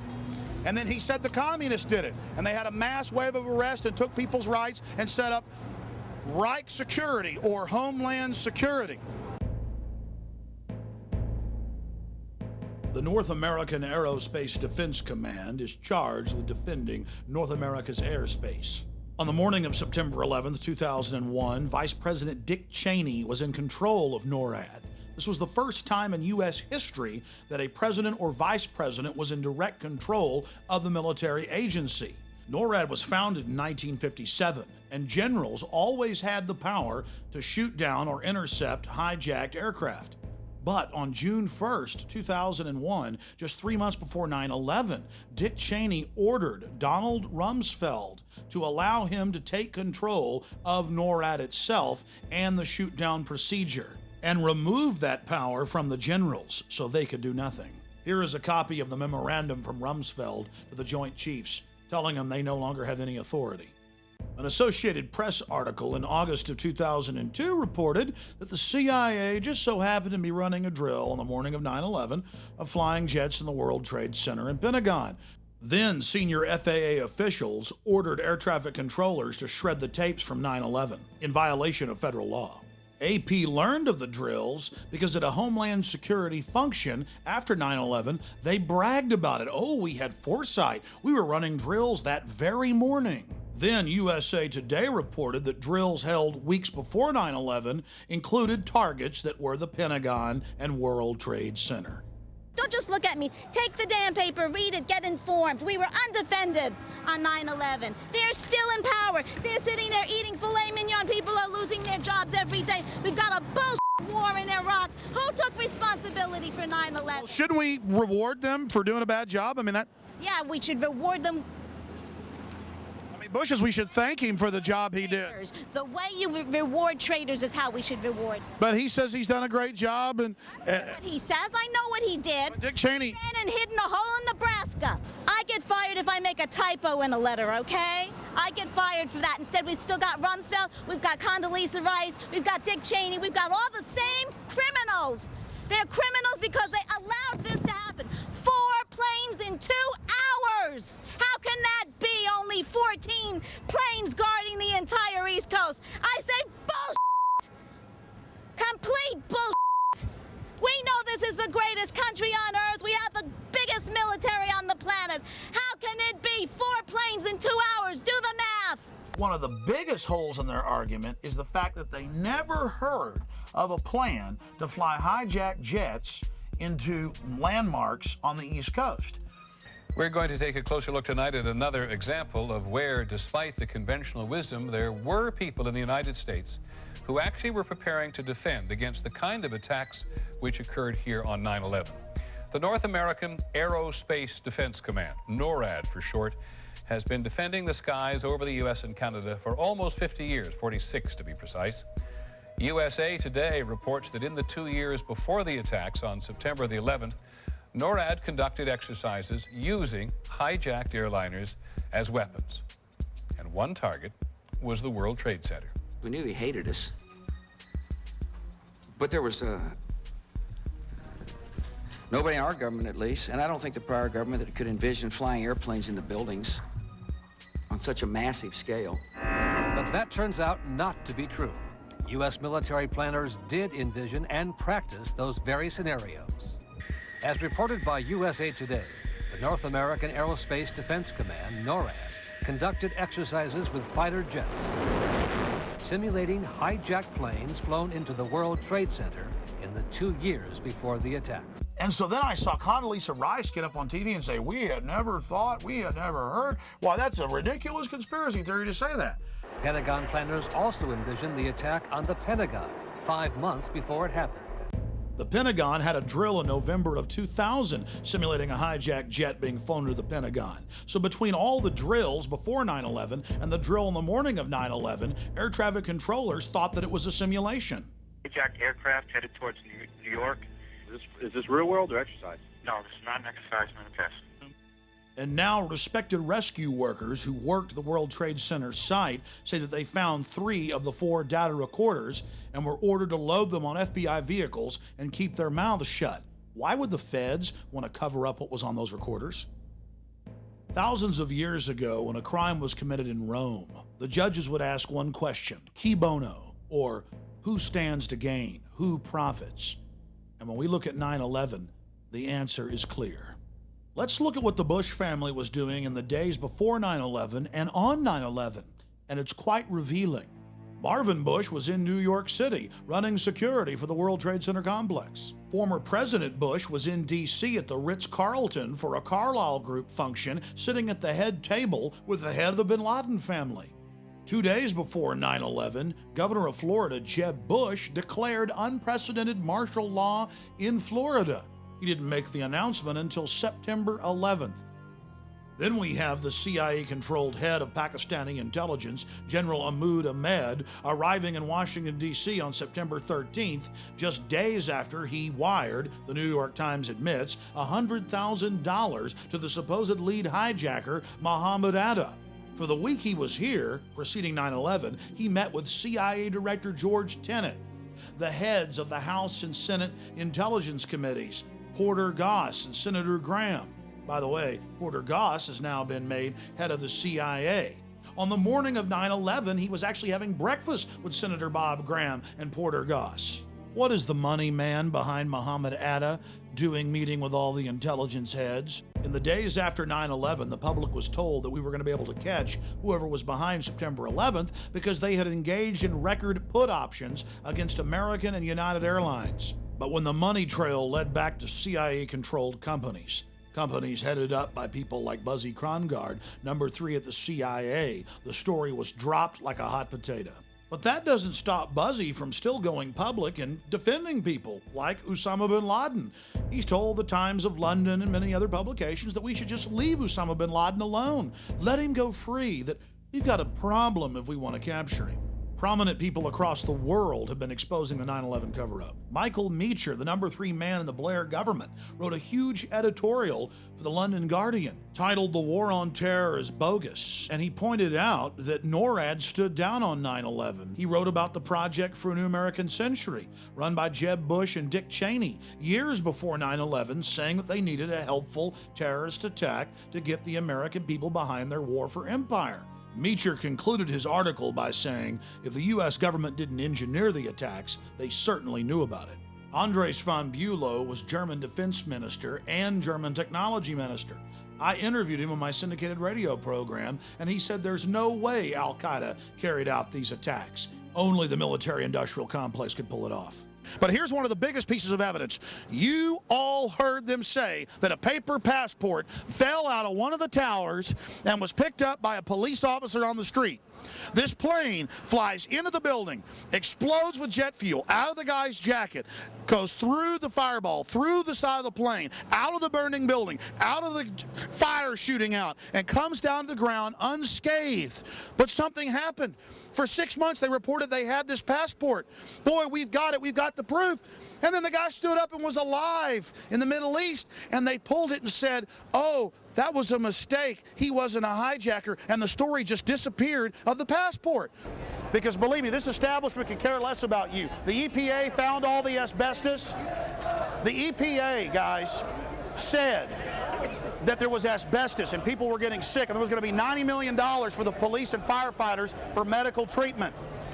And Bush came in and had that blocked. Now that's mainstream news. And now of the 14 search and rescue dogs, 8 of them have died from cancer. In summation, it's important to note that we only covered a tiny portion of the facts and evidence that clearly shows that 9/11 was an inside job. Number one, the official story of 9/11 has been completely disproven. At every point, we've caught them lying, manufacturing evidence, or covering up evidence. From high-level government inside sources and publicly available facts, we now have a very clear picture of how 9/11 was carried out. Number one, we know that the men who were on board the aircraft, who were supposedly the hijackers, had their houses, cars, credit cards paid for by the U.S. government. They were, in truth, agents taking part in drills and nothing more. Supposed computer malfunctions at American and United ensured that all 4 planes only had 20% occupancy on board, on a day when flights on the East Coast were an average of 80% full. Once the decoys, known as hijackers, were on board the planes, a gas was released, knocking out the occupants of the aircraft. Then a small criminal group, in control of remote control systems patented for over 20 years, took control of the aircraft and flew them into the World Trade Centers and Pentagon. The CIA-controlled drills that morning confused NORAD for over an hour until it was almost too late for them to shoot down the hijacked planes. I said almost too late. When they did find out, Dick Cheney wouldn't let the planes fly over 350 miles an hour, so 3 of the aircraft were able to hit their targets. The 4th wasn't able to because our sources in the Pentagon have told us generals didn't follow their orders and had Flight 93 shot down. If it would have hit its target, the Capitol, the government would have been completely decapitated and the president could have declared total martial law. By the grace of God, everything didn't go as planned. And so now the globalists have spent the last 3.5 years trying to cover up the sloppy job they did on 9/11. They're counting on the public not being able to face the horror of what really took place so they can carry out another, even more devastating attack and finish the job they started, enslaving America and using the country as an engine to take over the planet. The only thing that can stop them now is the American people having the courage to face the truth about 9/11 and to expose it. If we don't, they're going to continue to use problem, reaction, solution. And it's going to be sad to watch the American people after the next attack going to the very killers that carried it out, begging them to protect them. And it's sad to see the deaths of these 2,800 plus people being used to sell a police state in America. You know, Bush says the terrorists attacked us, whoever the terrorists are, because they hate our freedom. Well, then why is the government, period, whether it's George Bush or John Kerry, trying to kill our freedoms? America isn't America if we don't have these God-given freedoms. That's why this country is loved. No, now we're being forged into a tool of global empire to be launched against sovereign, innocent nations that we know had nothing to do with 9/11. The Republicans are here and taking advantage of the 3,000 people that died right behind me for their own selfish politics, and it's very sad. I cried here for the first time today. I come here all the time. I've never cried here before. For some reason, I cried for the future because of the way they're exploiting these dead people. Because in your guts, you know that the criminals are returning to the scene of the crime to gloat and to use the bloody sacrifice they committed. I couldn't have said it better myself. So now Bush is here in the Big Apple using the deaths as an attempt to get reelected. September 11th. September 11th, men armed with knives, armed with chemical, biological, or even nuclear weapons. The fanatics who terrorist killers, September 11th, terrorist of Al-Qaeda, terrorist Taliban, nuclear weapons, terrorist 9/11 terror. My fellow Americans, we have already been attacked. Terror, terrorist, evil. September 11th, in those days after the towers fell. September 11th. September 11th, ground zero. And suddenly the streets were full of sirens and there was fire in the sky. Terrorism, September 11th. Osama bin Laden declared war on America. September 11th, terrorists, a walking, talking weapon of mass destruction. Barbaric terrorists, terrorists or terrorism. September 11th, September 11th. The terrorists, war and danger. September 11th, September 11th, terrorism. Global terrorism, the horror. Terrorism, terrorists. Terrorists, terrorists, terrorists, terrorists, the terrorists. Terrorists, terrorist, terrorism. September 11th, global terrorism, terrorism. Terrorism. September 11th, world terrorism, terrorism. Terrorism, terrorism, terrorism, terrorists. September 11th. Threat of global terrorism, terrorism, terrorist, global terrorism, terrorism, terrorism. September 11, 2001, global terrorism. Terrorists, global terrorism, terrorism, terrorists, September 11th, terror. Terrorism, the attack on our homeland, back from the attack on our economy, and back from the attack on our way of life. Terrorism, terrorists, hate. We must be fierce and relentless and terminate terrorism. Terrorists, you defeat them. It yearns to destroy not just the individual, but the entire international order. That's why America is safer with George W. Bush as president. September 11th, terrorism. September 11th, terrorism, terrorists. September 11th. Terror, terrorist. Terrorist, terror. September 11th, threat, tyranny, terrorist, tyranny, tyranny. People hate us. Terror. Terrorism. September the 11th, terrorist, terrorist, terrorist, terrorist, terror. Weapons of mass destruction. September the 11th. September the 11th. Terrorists, terrorists. The evil terrorists. Terrorists. The terrorists know. The terrorists know. The elite know we're restless, that we're catching on to their scam. That's why they're now using sound wave weapons that the military has used in Iraq on the streets of America. There's your LRAD, ladies and gentlemen, used against the Iraqis, used against the Palestinians, and now used against us in America. We're getting reports that about this garden, they're already using them. Long before 9/11, they were getting the sound wave weapons, the microwave weapons ready, building all the emergency containment facilities. They knew all this was coming. How you doing, officer? Did you know I interviewed the CEO of this company a few years ago? Our boys are using these in Iraq, aren't they? No comment. Ask more questions to DCPI, Commissioner Paul Brown. I'm from Austin, Texas. Are those the guys in the white outfits? Right. Do you know what those are? What? Those are sound wave weapons they're using in Iraq. They can burst your eardrum. Oh, it's because of now they're out here. What do you think of it? I don't know anything about it. It might be necessary, but I doubt it. I think everyone knows it's a peaceful protest. So. Yeah, I mean, well, the point is that these are things used in Iraq against enemies, and now it's being used right here in America. Now that the government in general considers the American people enemies of the state, defense contractors have a whole new lucrative market, selling high-tech weapons normally sold to the military to the police. We're on our way to a protest that's unauthorized, not permitted. They've been arresting people by the thousands, and we're going to cover it.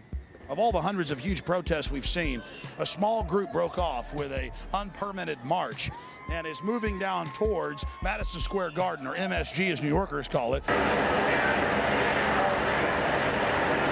Now notice as we walk here that the roads have all been pinned conveniently ahead of the march. So tourists, anybody that's in here, to be arrested, and we are now inside the pins. And look at them hurting us. Look at their cars hurting us. I wonder if it'll be like Monday night. I wonder if they'll run horses and mopeds into us. 11:35. If you're here at 11:35, they will arrest you. But I'm sorry. They're hardly letting people out. They're opening up the pens a little inch to let people slowly trickle out. So they're and now we're getting in trouble for letting y'all know. Well, that little story about how they're going to arrest people really worked. Look, everybody's leaving. Police then went in with barricades and broke the protest up into 4 different blocks and randomly arrested innocent people. It was the same story over and over and over again. and police brutality was completely out of control. Reporters for Reuters, the Associated Press, student reporters, tourists, even an American Spectator reporter was arrested and taken to Pier 57. Look around you. A prison is being built. A high-tech, cashless society control grid. We're now going to explore the ruling elite in the world today and what their driving ideology and philosophies are. We'll also look at their minions, the people that slavishly serve them.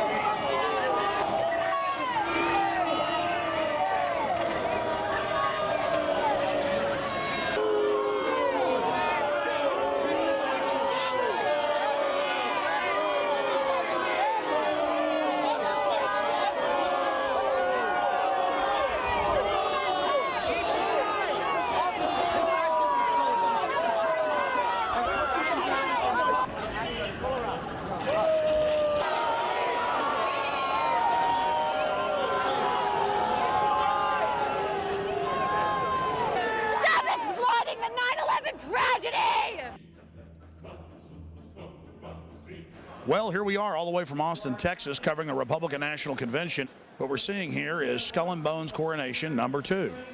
Well, down here you can see the CNN staff, Bush Light. They love the president, put out all the propaganda. They also worship Kerry. So does Fox News when it comes to worshiping Bush. So here's the so-called mainstream media you can trust, which is nothing more than basically a CIA front to propagandize and manipulate the people. But it's all in a slick packaging with a great, impressive background, and that's what people respond to. You know what? I bet most of those so-called Texans down there from that Texas delegation aren't even first-generation Texans. They're just as phony as George W. Bush is. A guy who is from Kennebunkport, Maine, whose daddy speaks with a perfect Atlantic accent. People who were Tories back in the Revolutionary War. They came down carpetbagging to Texas when George was a little boy. And now so many Texans and phony Texans have been sucked in by this and just love the whole motif. But again, it's form over substance. It's the packaging. Yeah, I'm a slave. I'm happy about it. I'm proud of it. I've decided to just join the New World Order.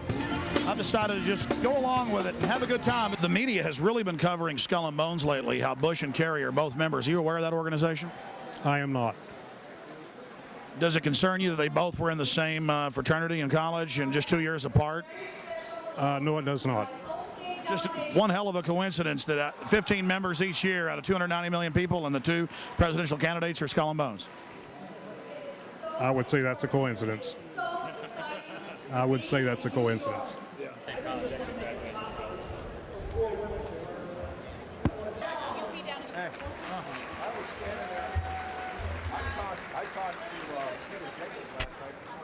What do you think about Bush and Kerry being cousins and members of Skull and Bones? Excuse me? Did you know Bush and Kerry were cousins? Kissing cousins or what? They really are cousins. They really are. There's only 15 members of Skull and Bones each year out of 290 million Americans, and both of them are Skull and Bones. Certainly you're aware of that. Oh, well, why wouldn't you be? Talk to Bill O'Reilly. He'd have that answer. I know he would. Well, but I'm not talking to Bill O'Reilly. What do you think? Yeah. We need to talk about it. I mean, him and Kerry are cousins. They are members of Skull and Bones. The question is, would he be a Skull and Bones guy today? I mean, you know, people do crazy things when they're young. Well, his dad was a Skull and Bones, and his dad. It's in politicians' autobiographies. You know, it's in the encyclopedia. And it was called the Illuminati. I remember reading about the Illuminati in the 60s, late 60s, when Hal Lindsey came out with a book, The Late Great Planet Earth, and everybody's going to get raptured and go to, you know, and so kids were walking around talking about that theory, and then the Illuminati book came out, or a number of them came out, and it was one world government, one world money system, one world religion. That's all coming now. Oh, it is. Conspiracy theories never work. I mean, look at... Well, every time I bring it up, somebody says, oh, you think it's a conspiracy? No, it's a real group. I want to know what you think. We got into not a debate, but a gal who was a real confirmed Republican. She married a real liberal guy. And the next thing you know, we have her over for dinner. And I hate Bush. And I said, whoa, where'd all that come from? And she got right down to you know, all the things of all the presidents being involved in this society, all Masons, and that was her whole base. And I hate Bush, and I said, well, then how could she hate Bush? Because Kerry's a member. Well, yeah, that's a good question. A lot of people aren't going to know what Skull. I don't really know what it is. I know he was a member of it. It's some secret society, and it's so secret I can't talk about it. Yeah. By the way, you better watch yourself. You know what I'm saying? Because if there's anything to it, you're a marked man. You guys have a good night. But I'll tell you what, you're in the right place to be safe. You were both in Skull and Bones, the secret society. It's so secret we can't talk about it. What does that mean for America? The conspiracy theorists are going to go wild. I'm sure they are. I don't know. I haven't seen the web. Number 322? First of all, he's not the nominee. And, look, I look for... Are you prepared to lose? No, I'm not going to lose. You both were members of Skull and Bones, a secret society at Yale.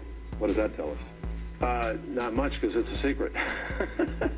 Is there a secret handshake? Is there a secret code?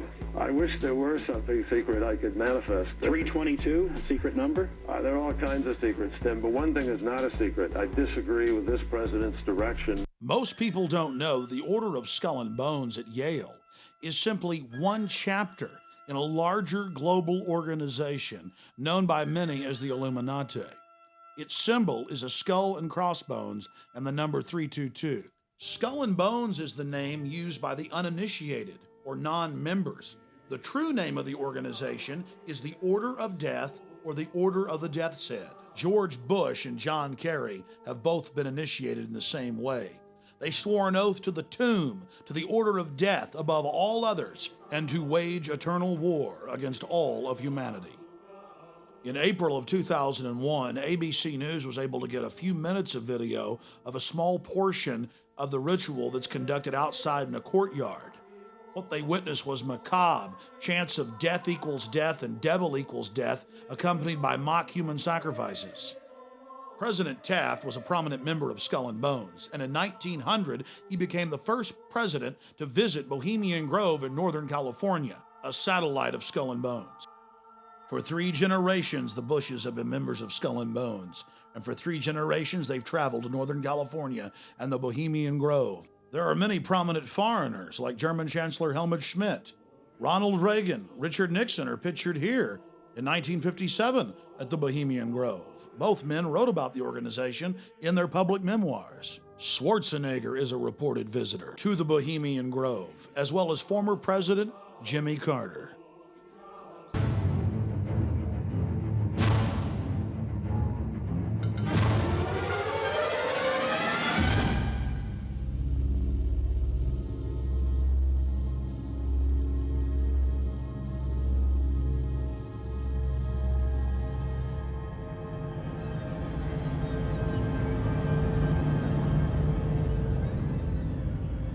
While in New York, we ran into the Karl Rove of 4 administrations. David Gergen, top presidential advisor to Ford, Reagan, George Herbert Walker Bush, and Bill Clinton. We couldn't believe our luck. It just so happens that David Gergen is also a prominent member of the Bohemian Grove, the offshoot of Skull and Bones. This insider of insiders, a staple of the White House for 22 years, got very upset when we brought up Bohemian Grove to him. He didn't deny its existence. He didn't deny that he was a member. He didn't deny the rituals. He just became angry and didn't act very gentlemanly. The real wild card here are the demonstrators. We just don't know where this is going to go. While they were peaceful today, there's a lot more anger among those demonstrators than is evident. You talk to them today, they're pretty angry people. So that's the big wild card. Hey, Mr. Gergen, can we talk to you for a second? Where are you from? I'm Alex Jones. I have a TV show in Austin. I make documentaries. Just a few questions about the convention. Yeah, well, is there a camera or are you? Yeah, right there. Just about. Yeah, but I just want to get your permission first. Here. Okay. It's local. I've got. No, I understand. Just about a minute or 2. Okay, great. We're talking to David Gergen, and he has advised several presidents, and of course has written quite a few books, and is I would call you a political pundit or researcher. Kind commentary it over the hill, whatever. How long you been in New York? About 4 hours. What do you think of this circus? Well, I haven't seen all the protests yet, but I've never seen as much security for a convention as we have here. And it's, you know, the city's almost closed down. I think it's remarkable. I think it's an unfortunate turn for politics that we have to have this many police around. There's been a lot of news articles and reports saying that there's a heightened risk of terror attacks. Do you think that that's? Do you think there's a chance of that, or comments? I think. Well, listen, they just arrested, I think, or broken up some plot allegedly to somebody wanted to blow up subways. Yeah, I think it's a very real danger, and you've got Madison Square Garden is sitting right, you know, basically on top of a train station, and Boston Convention was right on top of a train station. Yeah, I just have to remember that trains are very accessible, vulnerable, and that's what happened in Spain. They went after trains and they blew some trains up, and it wasn't very expensive. So I think there's that danger, but I think the police are on top of it. They're treating this as a special security event, which means there's not only the obvious police around, but believe me, there's a lot of private stuff going on here. Okay, one last question. I read a Washington Times article many years ago where you had a comment about the organization, and then now it's been in the Wall Street Journal, it's been in a lot of different newspapers, and that's the Bohemian Grove. And back in, what was it, 1996, when you joined as a Clinton advisor, the Republicans were criticizing you, oh, what about Bohemian Grove? And then you countered them by saying, hey, I don't run around in the woods naked. What did that mean? Here is the before-mentioned Washington Times article where he said, I didn't run around naked like they do. I don't know what quote you're referring to. I'm not aware of any quote like that. Listen, I am a happy member of the Bohemian Grove. I like the folks who come there, and it's really inappropriate for me to talk about the group beyond that. Thank you. Have you been there for the ceremony with the cremation of care? Frankly, I don't think that's something I need to talk to you about. Great owl of Bohemia, we thank thee for thy adjuration.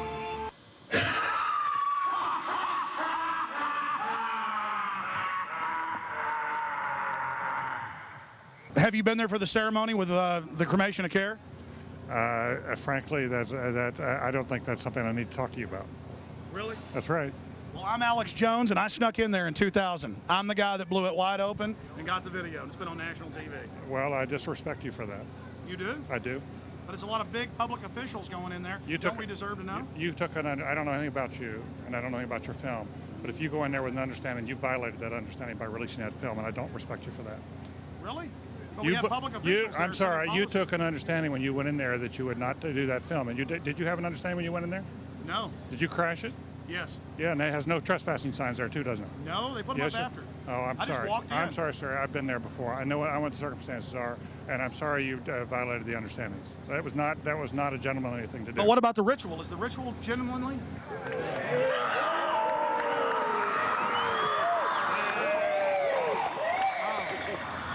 Sir, everything. I don't owe you this comment. I know. I appreciate it. This is what's called ambush journalism, and I disrespect you for that as well. So thank you ever and goodbye. Been in the ritual? It's none of your damn business. Oh. That's right. Listen.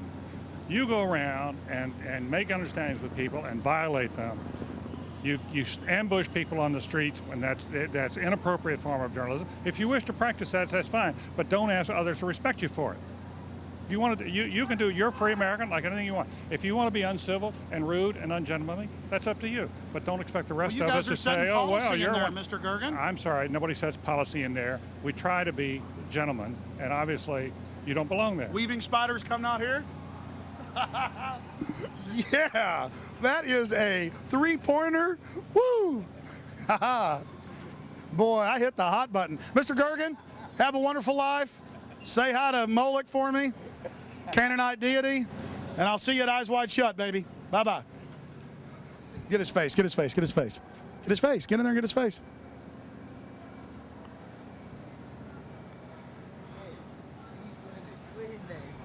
David Gergen. David Gergen says that we're angry? The real wild card here are the demonstrators. We just don't know where this is going to go. While they were peaceful today, there's a lot more anger among those demonstrators than is evident. You talk to them today, they're pretty angry people. So that's the big wild card. Thank You you, ever and goodbye. been in the ritual? It's none of your damn business. It's none of your damn business. Oh, That's right. Listen, listen. just look at him. That's a face keeping a lot of secrets. He's got some stories to tell. And remember that Washington Times article? It talked about all the other organizations that he resigned from. It mentions the Trilateral Commission, the Council on Foreign Relations, all of them groups dedicated to setting up a world government and destroying American sovereignty. You're looking at video that I personally shot during the cremation of care ritual held at Bohemian Grove. My documentary film, Dark Secrets Inside Bohemian Grove, details how world leaders from across the planet meet every July and actually engage in mock human sacrifices to the Canaanite deity Moloch. They bring a bound body in an effigy of a child and sacrifice it to the idol. And incredibly, most of those in attendance are our supposed Christian conservative leaders. Here's a video still I shot while I was inside of the encampment. You see a human skull in effigy. And let's look at that deity they worship, Moloch, a Semitic deity mentioned in the Bible whose worship was marked by the human sacrifice of children. Since we blew their cover in 2000, the Grove's gone public to a certain extent. They released this photo of a 1915 ritual. Here you have the hooded figure over the mock sacrifice. And here's a simulated hanging from 1908. In this picture, you see a photo from 1909 with what looks like public officials in attendance. A black boy is tied down to some type of table, and around him we see people in strange garb. I'll leave it to you to figure out what they're doing. In 2004, the Grove released this photo from 1934 of members in hoods. The Canaanite deity Moloch was worshipped in Greece, Babylon, and then later in Europe. It is normally symbolized by a bull or an owl or some type of horned beast, and children are sacrificed to it. It is the precursor of all modern death cults. I was able to get out of the cult compound with this program cover from the cremation of care, and right on the front, where a child would be burned, they had photoshopped in the image of a skeleton burning in the flames.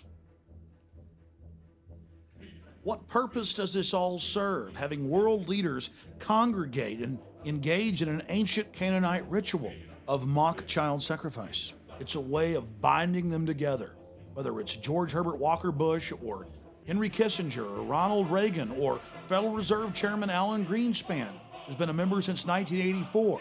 It's about bringing them together. Nowhere is the origin of the cult more in evidence than in former German Chancellor Helmut Schmidt's own autobiography, Men and Powers, a political retrospective. He talks about how they have their own German groves where they do these rituals, these, quote, druidic rituals. But he says his favorite place to do the rituals is at Bohemian Grove. This is a book that you can get at the library written by him. He talks about the Trilateral Commission, the CFR, the Bilderberg Group, and world government. And he says that much of the decisions are made at the Bohemian Grove. We were able to obtain the internal annals of the Bohemian Grove from 1987 to 1996, a publication only given to members. And in it, we see pictures of George W. Bush and his father, Newt Gingrich. We see all of these different famous individuals there at the Grove. Walter Cronkite, Jimmy Carter, Jack Kemp, Richard Milhouse Nixon. The list goes on and on. If you're still doubting reality, here is a November 1989 issue of Spy magazine. The Grove released photos of themselves dancing around dressed like women. And in the article, they admit that they do mock human sacrifices. The article went on to show artist renditions of the Moloch idol, as well as discussing how they bus in male prostitutes and how AIDS was a big problem. Then a New York Post article in July of 2004 reported how a top gay porn star serviced the moguls at the Bohemian Grove. This 1914 Bohemian Grove annal has a swastika on its cover, and inside it talks about how they're a German death cult founded by the Illuminati. But some of you are saying, wait a minute, The Nazis invented the swastika. That was their symbol. You're talking about 1914 and 1920. My friends, the swastika was used by the Buddhists. It was used by Native Americans. It is a sun symbol, and it was used by Druids in Europe thousands of years ago. In the 1920s and 30s in the U.S., it was a symbol of good luck, like a horseshoe. But for the Nazis and members of the Bohemian Grove, it was a symbol of power. And Adolf Hitler was obsessed with the occult. The roots of Nazi Germany grew out of groups like the Thule and Thule Society, organizations obsessed with black magic, which themselves sprung from older organizations like the Illuminati. All of these groups corresponded and called themselves Orders of the Death's Head. Adolf Hitler was a member of the Thule Society. Here you see one of their publication covers from 1919. He took their symbol as the signet of his party. It has been reported that after Madame Blavatsky died, Aleister Crowley became the head of the German Illuminati, also known as the OTO. Aleister Crowley was called the most evil man alive because of the bloodthirsty rituals he engaged in. It's important to note that both of his children died in questionable circumstances.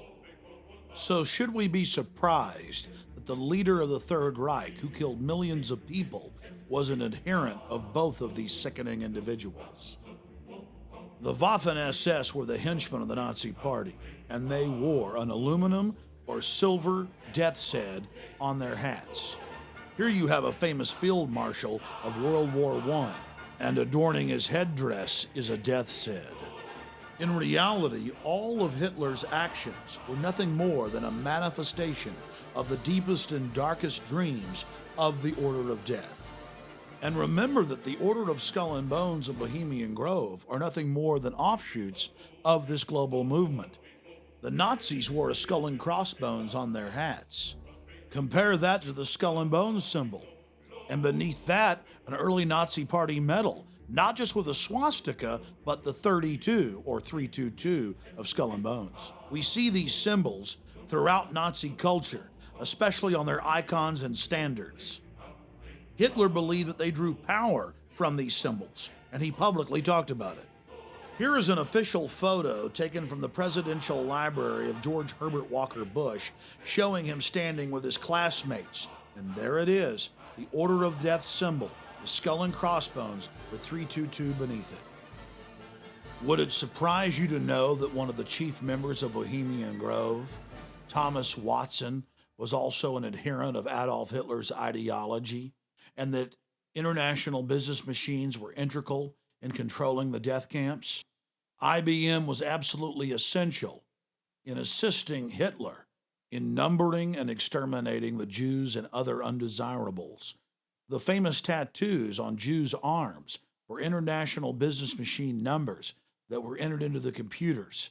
The computers would then decide how long to keep someone alive and how hard they could be worked according to height and body weight as well as age. Here's a photo of Mr. Watson with Adolf Hitler in the late 1930s. It's not a coincidence that today IBM is the backbone of national ID card technology in the United States and across the world. Ford and General Motors were also involved in the Nazi war machine right through the war, and not one of these robber baron industrialists was ever prosecuted. Here is the international business machine that calculated the deaths of millions. The modern Olympic symbols have nothing to do with Greece. They were drawn and designed by Adolf Hitler, and we still use them today. The Order of the Death's Head symbols are all around us, but the general public is too blind to see it. Now we will explore how the American branch of the Illuminati aided and abetted Adolf Hitler, and how the Bushes were the first family when it came to treason. I've been an investigative reporter and a journalist for 35 years. I've worked in every major media market in the United States, and I've written for more than 100 newspapers and magazines nationally and internationally.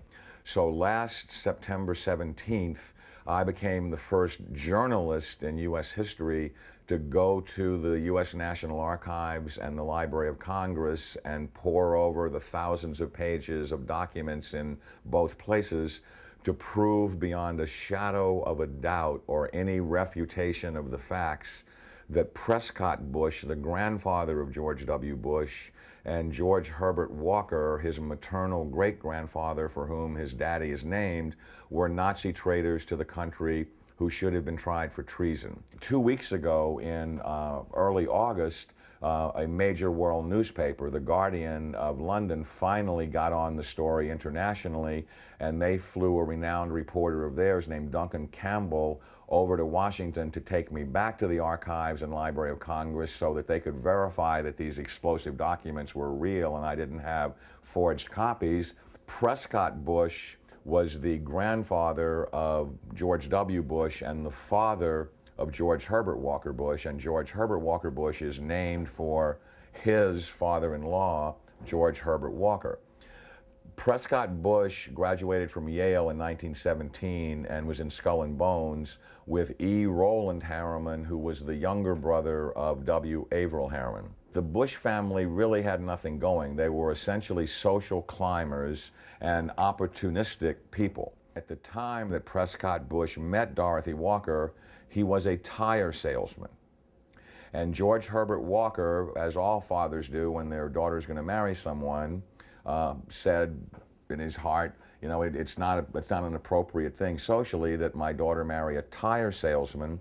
So he brought Prescott Bush first into Brown Brothers Harriman and then Union Banking Corporation. In actuality, it was anything but a bank. It was essentially a Nazi money laundering operation that had a lot of tentacles into a lot of different other businesses. They owned a shipping line called Hamburg American Line, for example, which was the first Nazi front business seized, although the line was no longer operational in 1942. In the early 1930s, it transported Nazi spies into the U.S., and then their promotional ads offered cash rewards to any American citizens who would go back on Hamburg American Lines and proselytize for Hitler. 8 months after the U.S. had entered the war, the New York Herald Tribune ran a front-page article, "Hitler's Angel has $3 million in U.S. bank." And it caused a major scandal and just rocked the world of politics. Brown Brothers Harriman, which George Herbert Walker and Prescott Bush were affiliated with and partners in, worked with I.G. Farben, which operated Auschwitz. Prescott Bush, he did a number of things that were not only anti-American, but were pro-Hitler, and he did all that he could to proselytize for Hitler and the rise of his Third Reich, because the largest client, Fritz Thyssen, of his patron, W. Averill Harriman, dictated what kind of behavior he would practice to enhance his own career.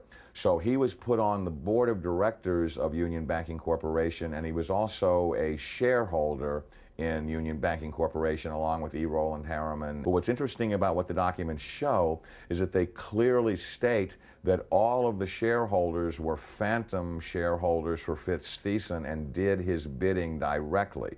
So the point I'm making is it's not as if they bought these shares of stock as a passive investment to hopefully profit from the war.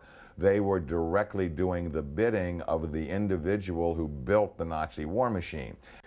Some very shocking documents that I saw at the Library of Congress 2 weeks ago on August 10th, on August 9th, excuse me, had to do with the hearings of the McCormick-Dickstein Committee of November 1934, show that Prescott Bush and the DuPont family, the Remington family, and J.P. Morgan tried to overthrow the U.S. government, assassinate FDR, and put a Hitler-style fascist state in place.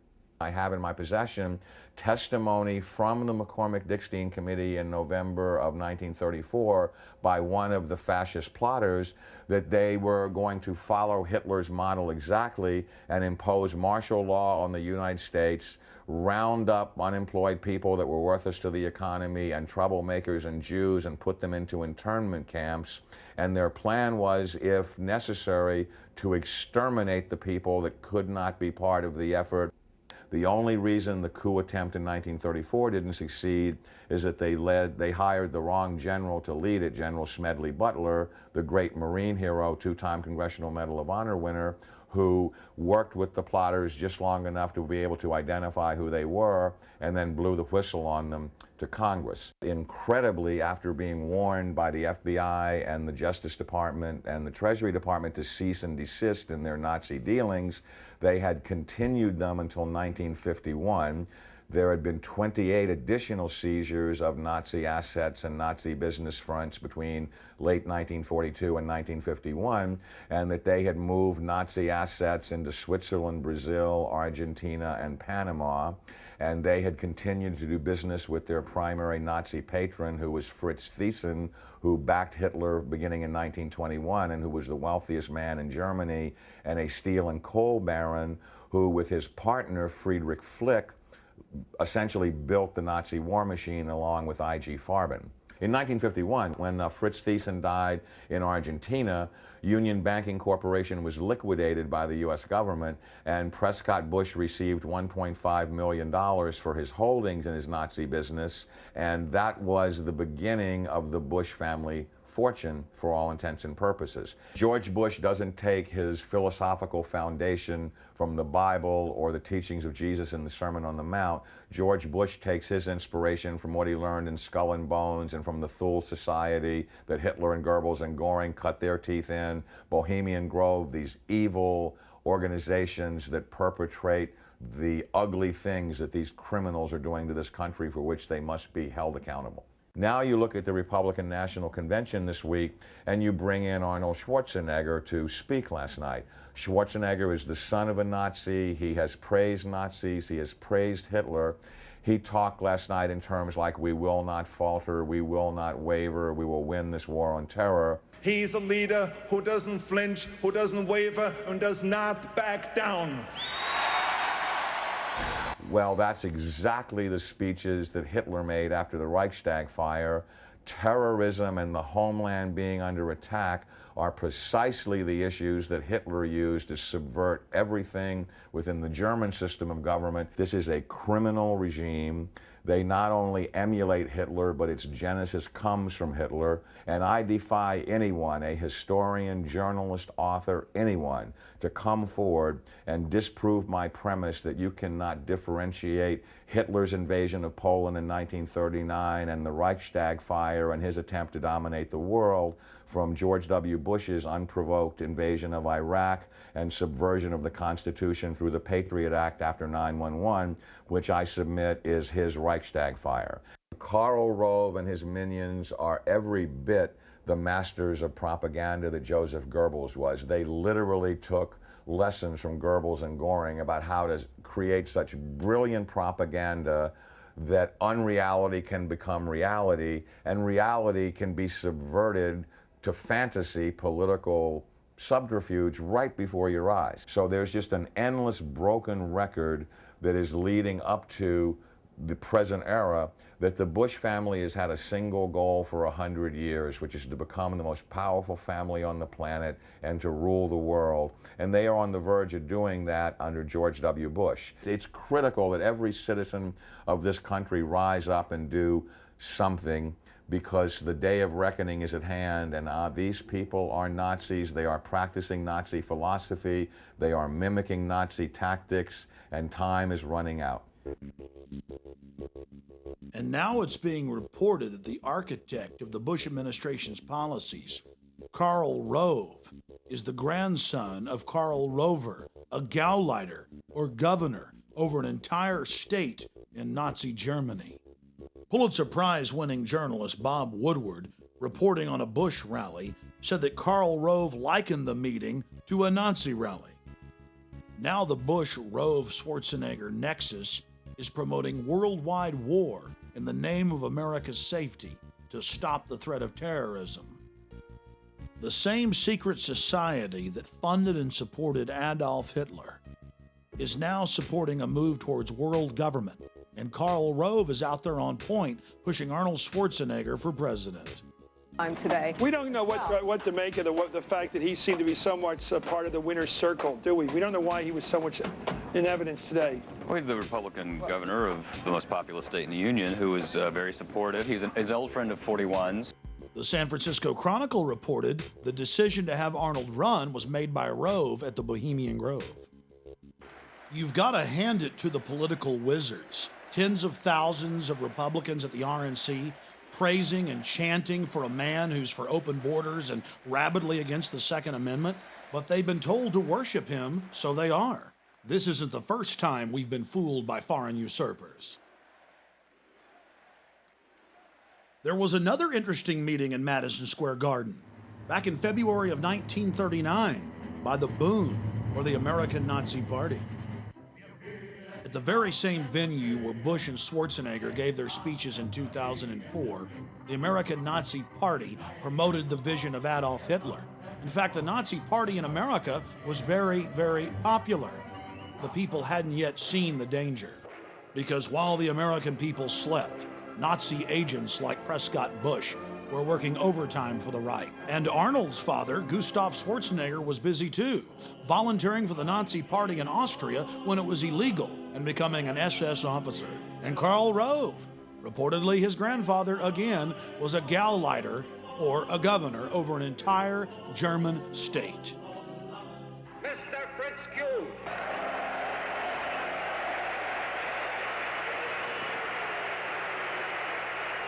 You all have heard of me through the Jewish-controlled press as a creature with horns, a cloven hoof, and a long tail. If you ask what we are actively fighting for under our charter, I will here repeat the declaration I made public some time ago.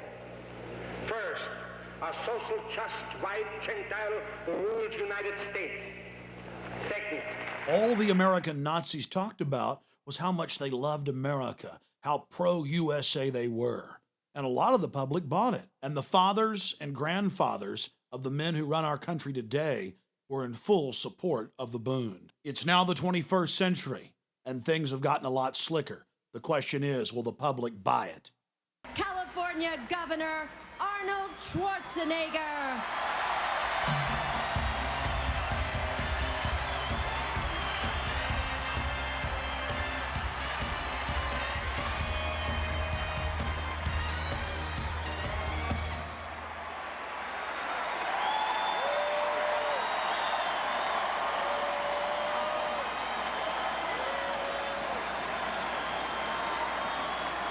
Thank you.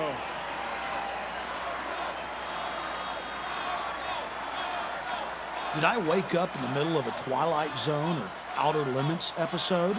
The American people cheering and chanting the name of someone whose homeland is Austria and who openly talks about being a dictator all the time? Thank you very much. Thank you. What a greeting. Arnold wants to be our leader, our Fuhrer.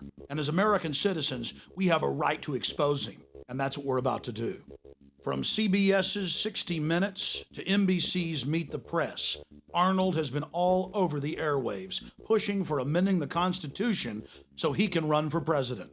High-level members of his gubernatorial campaign have now started a national movement to repeal Article 2, Clause 5 of the U.S. Constitution that blocks foreign-born from the presidency.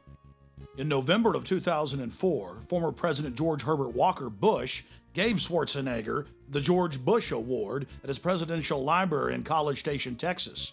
And he told the crowd, "Don't bet against Arnold Schwarzenegger. There's a good chance he's going to end up being our president." Arnold Schwarzenegger positioned himself into the Kennedy family by marrying Maria Shriver.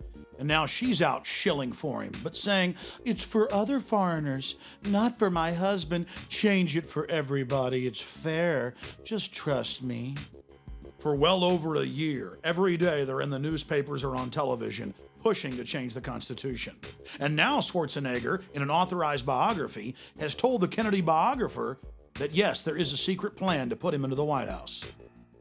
And the powerful head of the Senate Judiciary Committee, Orrin Hatch, has introduced what is called the Arnold Bill. There are 3 other pieces of legislation introduced by other congressmen like Dana Rohrabacher in the House. They just continue pushing and pushing and pushing, despite the fact that in major polls, 80+% of Americans are against changing the Constitution for Schwarzenegger. But we've got to take the threat seriously, because after a year of propaganda, the numbers have dropped to 65% being against it.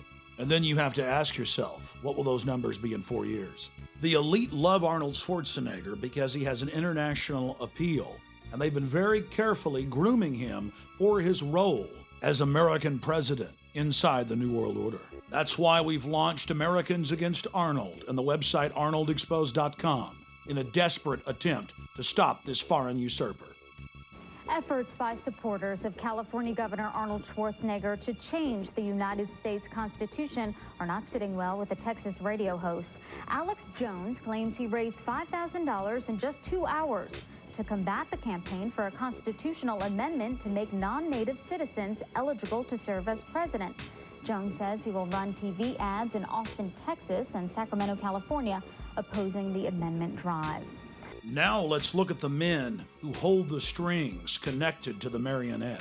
Here are 2 different San Francisco Chronicle articles revealing that it was Karl Rove at Bohemian Grove that set the strategy for Arnold's successful gubernatorial win. An article in the Scotsman newspaper in September of 2002 openly showed Arnold Schwarzenegger with Warren Buffett and Lord Rothschild and said they were there meeting at the Rothschild Castle to discuss business strategies. In the article, they talked about how he was lining up his run for U.S. president a year before he ran for governor.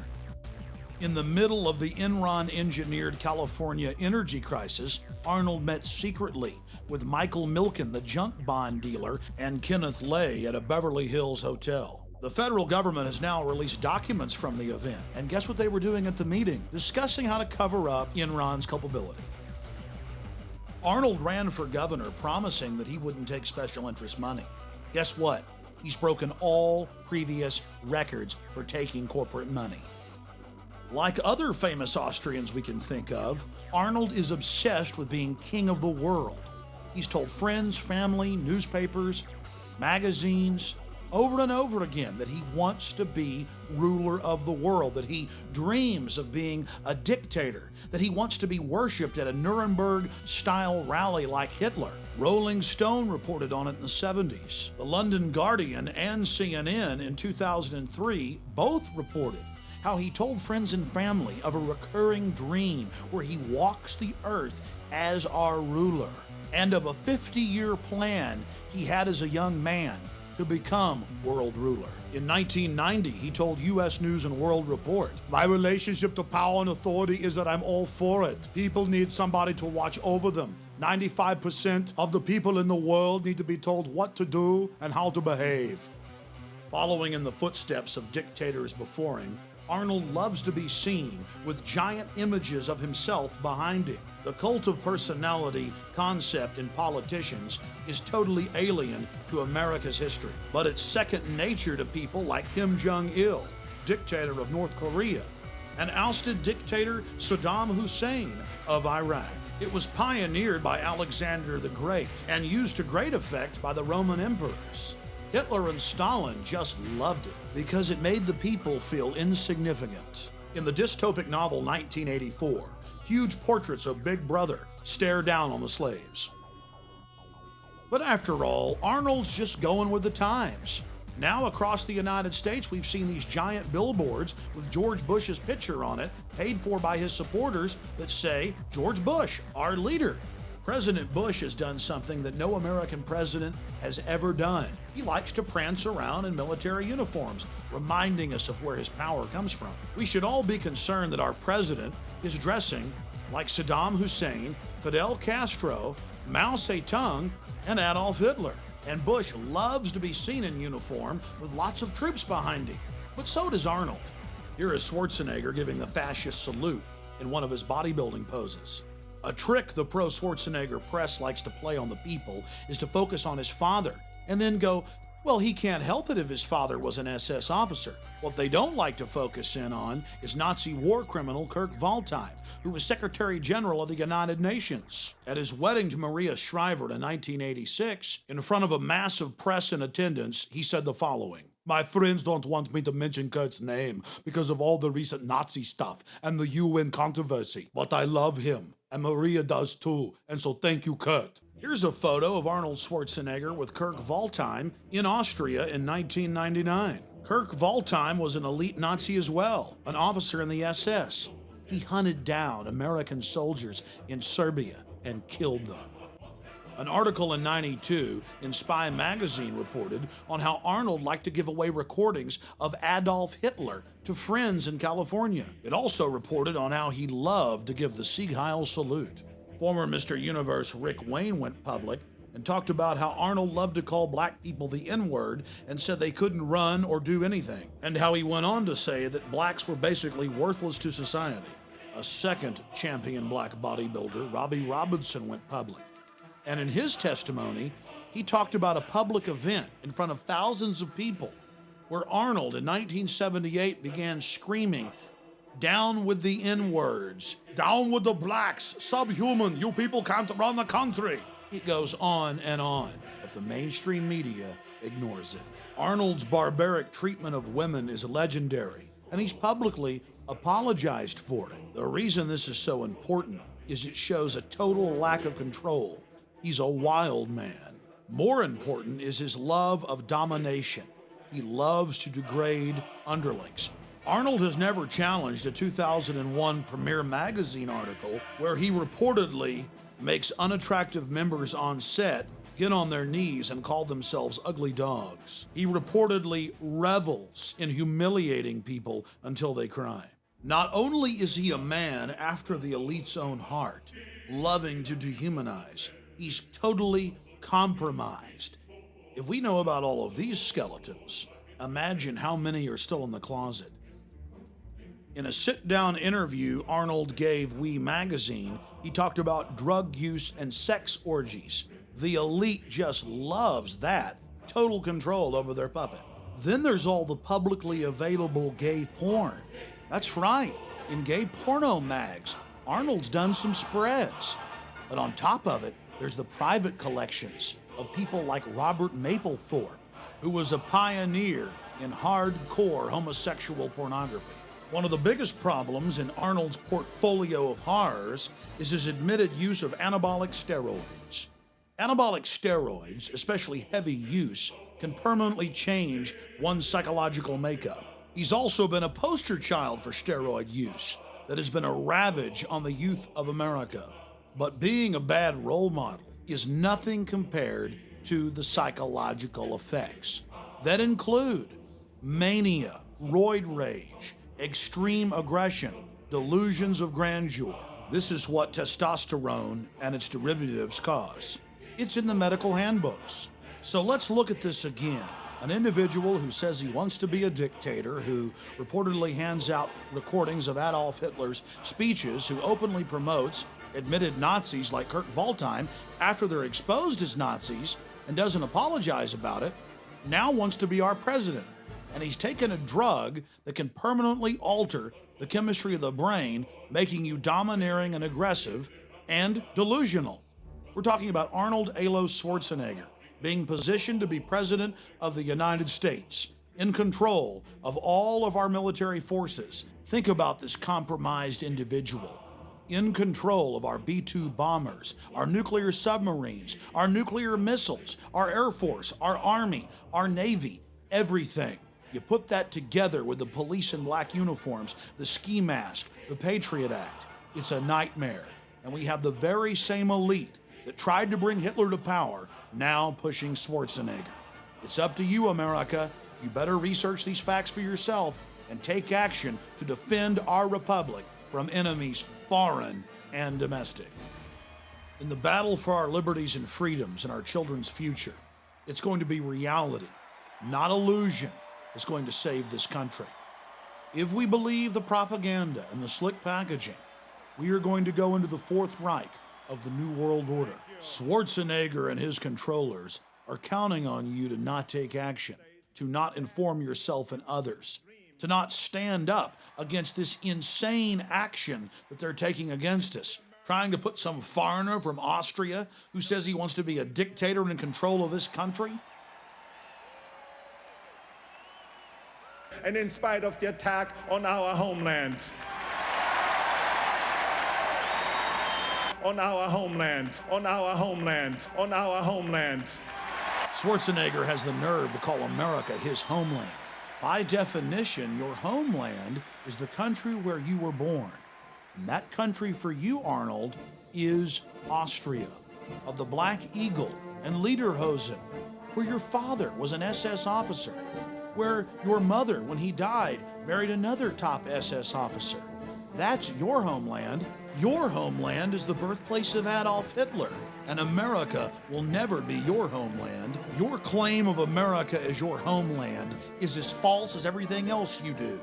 Then Arnold went into a very revealing diatribe where he talked about the police state in Austria, a police state his father helped set up. The problem is America's turning into that very police state. It's a mirror image. When I was a boy, the Soviets occupied part of Austria. I saw their tanks in the streets. I saw communism with my own eyes. I remember the fear we had when we had to cross into the Soviet sector. Growing up, we were told, don't look the soldiers in the eye, just look straight ahead. It was common belief that the Soviet soldiers could take a man out of his own car and ship him back to the Soviet Union as slave labor. Now, my family didn't have a car, but one day we were in my uncle's car. It was near dark as we came to the Soviet checkpoint. I was a little boy. I was not an action hero back then. But I remember how scared I was that the soldiers would pull my father or my uncle out of the car and I would never see them again.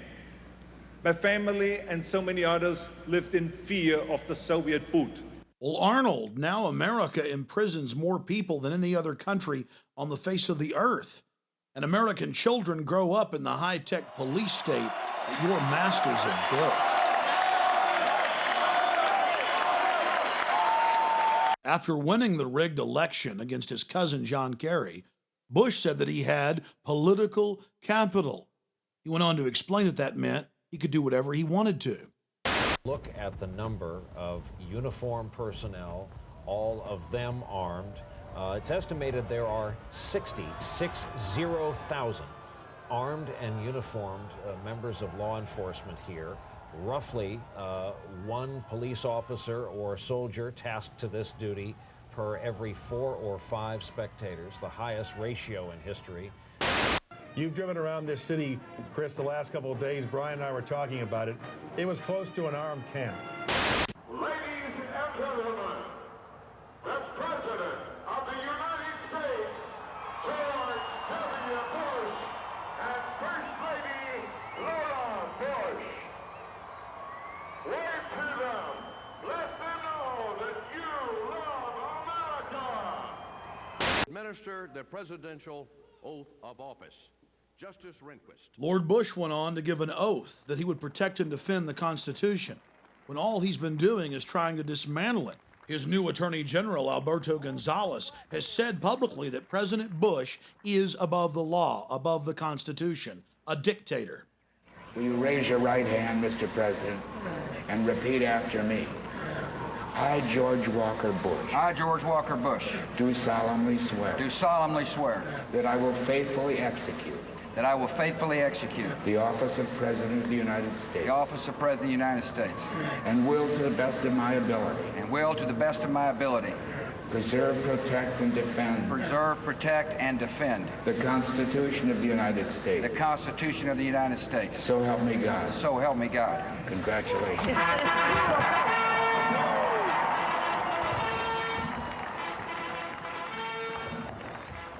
So let's look at what Bush has actually done to the Constitution and Bill of Rights since getting into office. He passed Patriot Act 1 that dismantles at least 7 of the first 10 amendments. And under Section 802, all Americans are defined as terrorists. Under Section 802, the new definition of terrorism is redefined as acts that are dangerous to human life that violate any federal or state law. And when Bush talks about reauthorizing the Patriot Act, that's code for passing Patriot Act 2.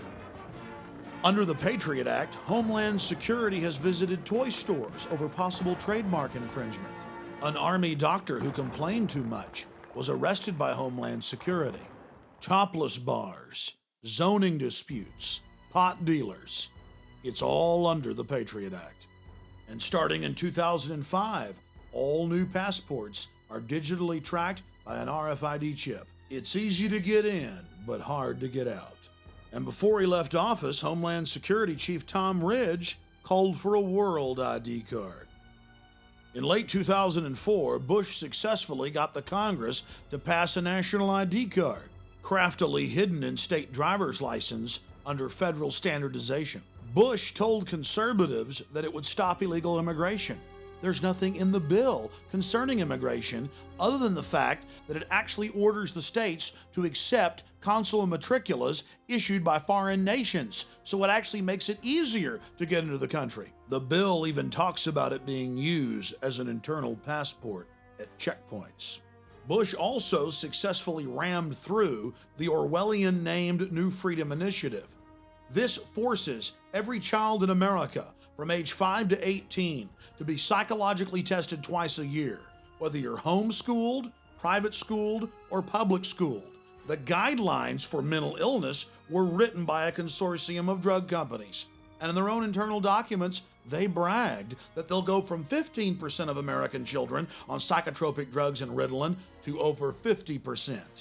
The law states that without parental consent, while your child is at school, they will be forcibly tested. And Illinois is already jumping ahead. They're saying they're going to start forcibly testing all pregnant women. This is the type of nightmare that only Joseph Stalin could dream of. But our government is making it a reality. But if you look at foster children in America, over 2/3 of them are on psychotropic drugs. That's what happens when the state has control. 2/3 on drugs. Well, I guess that's the new freedom. The federal government has spent billions and billions of dollars putting up cameras across the nation, except for our borders. I have seen over 50 mainstream reports where video cameras are put in school bathrooms and showers, and when the schools get caught doing it, they say it's for your safety. And now the establishment just throws it in our face. Prepare to be scanned. We track you with your cell phones. We're putting cameras up on the street corners that read all your license plates and track everywhere you go. And we're going to tax you with these new cameras. We're going to put satellite tracker boxes in all your cars and transponders. We're going to tax you by the mile. This is just the way it is, so get used to it. Oh, and 8 years ago, we started putting black boxes in all the new cars that track everything you do as well. And now industry and the federal government are just calmly saying that soon all new cars will have a camera in them that scan your face as you drive and instantly report back to the police department if you're driving while you're tired or if you're arguing with your wife. Under a new sales tax system being prepared that will be implemented through the national ID card, you'll have to thumb scan when you buy and sell. And the face scanning cameras we mentioned will keep track of you not just in your car, but as you walk down the street. Almost every federal, state, and local road in the country will be satellite and transponder tracked. We already mentioned that earlier. And when Californians heard about Governor Schwarzenegger's program, they got very upset, and over 90% of them were against it in polls. The governor just said, "I don't care what you want, we're going to do this." It's going to take the average tax by the mile from 25 cents at the state level to over $3. Read it for yourself. It's the official news reports. Similar plans are being pushed by the feds in all 50 states. But that's just the financial hardship. There'll no longer be any open road.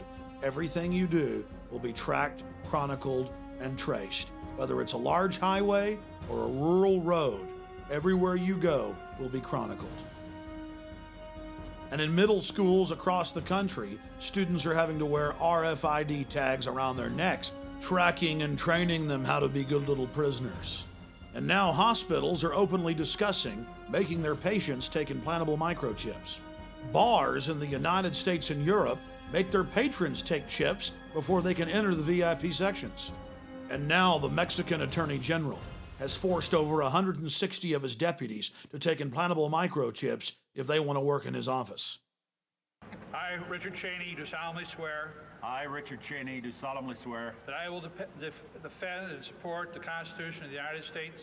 That I will support and defend the Constitution of the United States against all enemies, foreign and domestic. Against all enemies, foreign and domestic. It's no wonder that Speaker of the House Dennis Hastert stumbled over the oath as he read it. He's not stupid. He knows that a textbook dictatorship is being set up in America, complete with shadow government that can take control of Congress. Oh yes, now Congress has given its authority up to an unbridled executive branch. There have been other cryptic statements. The outgoing head of CENTCOM, General Tommy Franks, told Cigar Aficionado that if America is attacked by terrorists again, we'll have to suspend the Constitution in favor of a military form of government or martial law. It's abhorrent to American values to have the military involved in any way in civilian life, especially in law enforcement. It's been a staple of Communist China and Nazi Germany, Soviet Russia, and Cuba today, but not America. Why are we following every telltale sign of a police state? We're dealing with a group of predators, an elite that sees us as cattle, as their slaves. They want to train us to be predators like they are, to join them in their quest for world empire, to be their cannon fodder. Just look at the torture they've been promoting on television and in movies, and then we watch as it manifests itself in the real world, in Iraq and Guantanamo Bay. What we're witnessing is the construction of a worldwide dictatorship. But to get it done, they have to be able to manipulate us into going along with it. They're confident that you won't wake up till it's too late. The good news is people are waking up in record numbers. The question is, now that you know the secret, now that you understand the inner workings of the New World Order, will you take action to wake others up and stand up against this Fourth Reich of the elite? The globalists have America and Europe in their grasp today, but tomorrow they want the world.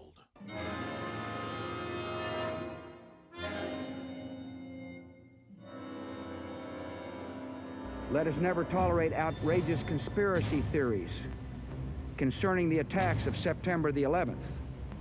Malicious lies that attempt to shift the blame away from the terrorists themselves, away from the guilty. Conspiracy theories, conspiracy theories, conspiracy theories.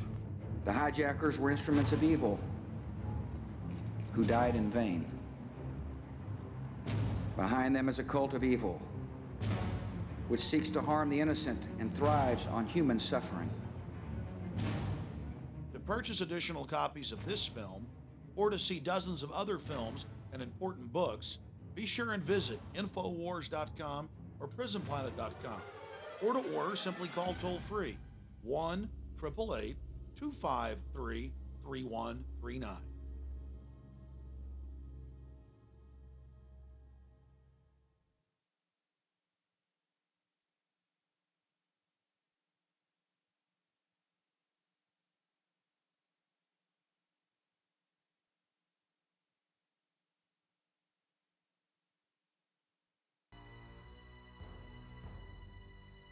The globalists have been systematically engaging in a massive brainwashing campaign, telling the public that torture is a good idea.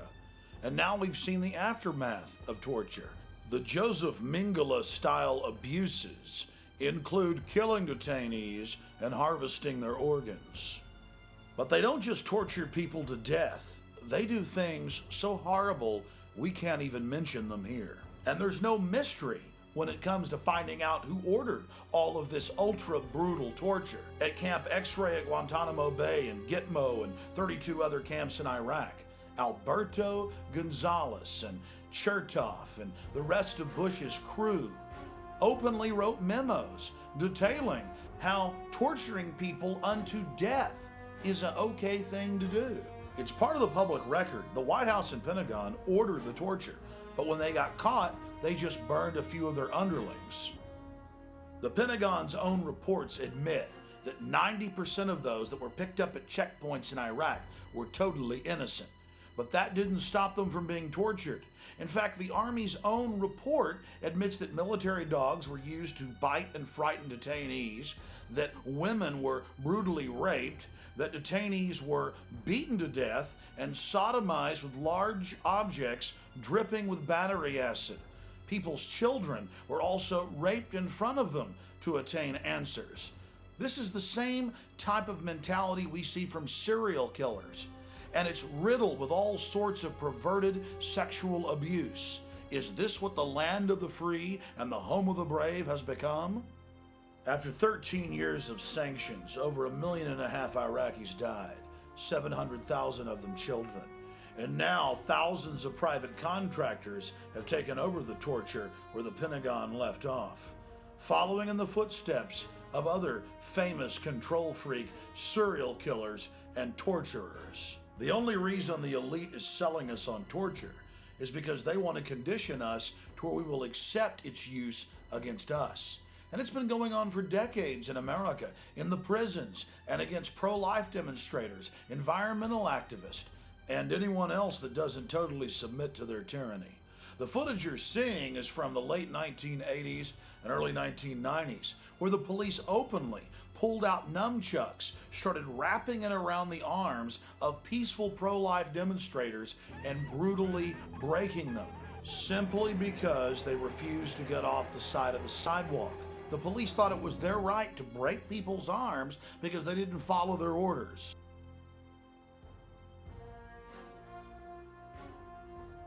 They used nunchucks on the rescuers.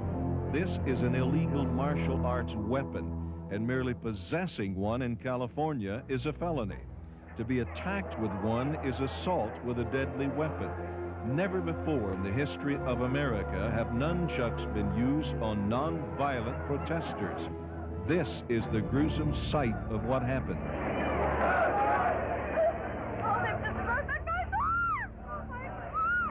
The police, in unprovoked cruelty, wrapped the nunchucks around Michael Hausman's arm and broke it. When lawyers went to federal Judge Tashima to request he order the police to cease using them, he denied the request, saying in so many words that pro-lifers could not prove they were in any danger. I can't tell you what it's like to be lying on the ground with police officers on a top of you, using all sorts of torture holds to make you walk. You can't walk even if you wanted to walk. And their sole intent is to torture you. And then listening to the screams of the people.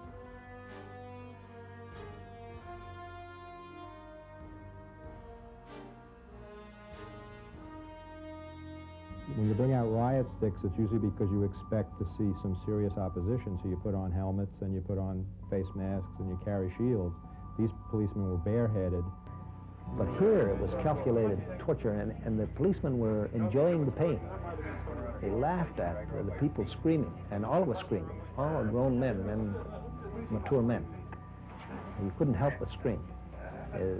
What happened was when the two nightsticks squeezed on the wrists, they cut off the nerve ends and the flow of blood, and your hands swelled up to almost twice the size, and they turned black. It didn't matter whether you were a woman, a man, an old person. It didn't matter what your age, sex, or anything, that they were just there. They were going to brutalize everybody. And I think probably to the women more particularly, that they were very angry that they couldn't get a young woman like myself to walk. And I could tell that it was a pride issue.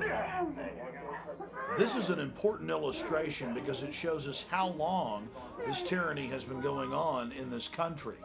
And if they can get away with it with one group, they can get away with it against everybody. The fact of the matter is, the establishment and its enforcers have been setting the precedent for a long time to torture women in plain view of the public, to use illegal nunchucks and break people's arms. And now in Iraq, they have these big live TV shows with all the people confessing after they've been openly tortured. And in 2005, people they take into hospitals who refuse drug tests are restrained and then tasered repeatedly until they go ahead and urinate in a cup. And there are hundreds and hundreds of examples we don't even have time to cover here. The point is, this is all macabre and terrifying, and the New World Order is conditioning us to accept it. We must resist it.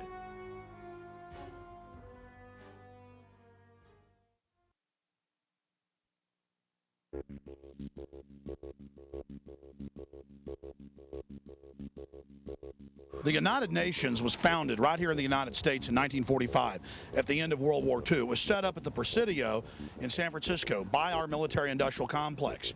The Rockefellers put up the money to build Rockefeller Center and to also give them the land for the United Nations. So this whole area is New World Order funded and controlled. And basically, it's a debating club to make the third world think that they have authority and to think that they're part of the power process. But really, the G8 or the G8 nations control the United Nations through the Security Council. We hear the reports all the time. They're in the news where some UN bureaucrat runs over somebody when they're drunk driving in New York or Washington, D.C., and nothing can happen to them. But it gets a lot worse than that. The United Nations has been caught hundreds of times running giant sex rings with kidnapped women and children out of Europe, Asia, Africa, the Middle East. It's a huge business. And right here in New York, they routinely catch these UN officials and even low-level bureaucrats with their own house slaves. Many times it'll be some UN delegate from Asia, and he's got some kidnapped little girl from Russia. So these are the people in here telling you that world government's good and that they need to run your life. And you look at the UN's Charter and Declaration of Human Rights, it says you don't have any rights. It says the UN is the absolute arbiter and authority. And now we see our own government adopting the UN model of governance. The United Nations believes that private property should be in their hands, controlled by them. And when it comes to self-defense, back in 2000 at a UN meeting held here, their organization UNIDIR called for all civilian firearms to be confiscated. In fact, they stated that civilian ownership of firearms threatens the legitimate power monopoly of the state. Now, what's a power monopoly of the state? That's a dictatorship or martial law. And they strive to have governments have the monopoly of power over the people. Remember who was for gun control? Adolf Hitler, Joseph Stalin, Fidel Castro. In every case, if a government tries to disarm you, it's tyrannical. Black Americans couldn't own a gun. Native Americans had their firearms confiscated. Roman slaves 2,000 years ago couldn't own a sword or even a knife. Being disarmed is one of the key hallmarks of a society that's enslaved to its government.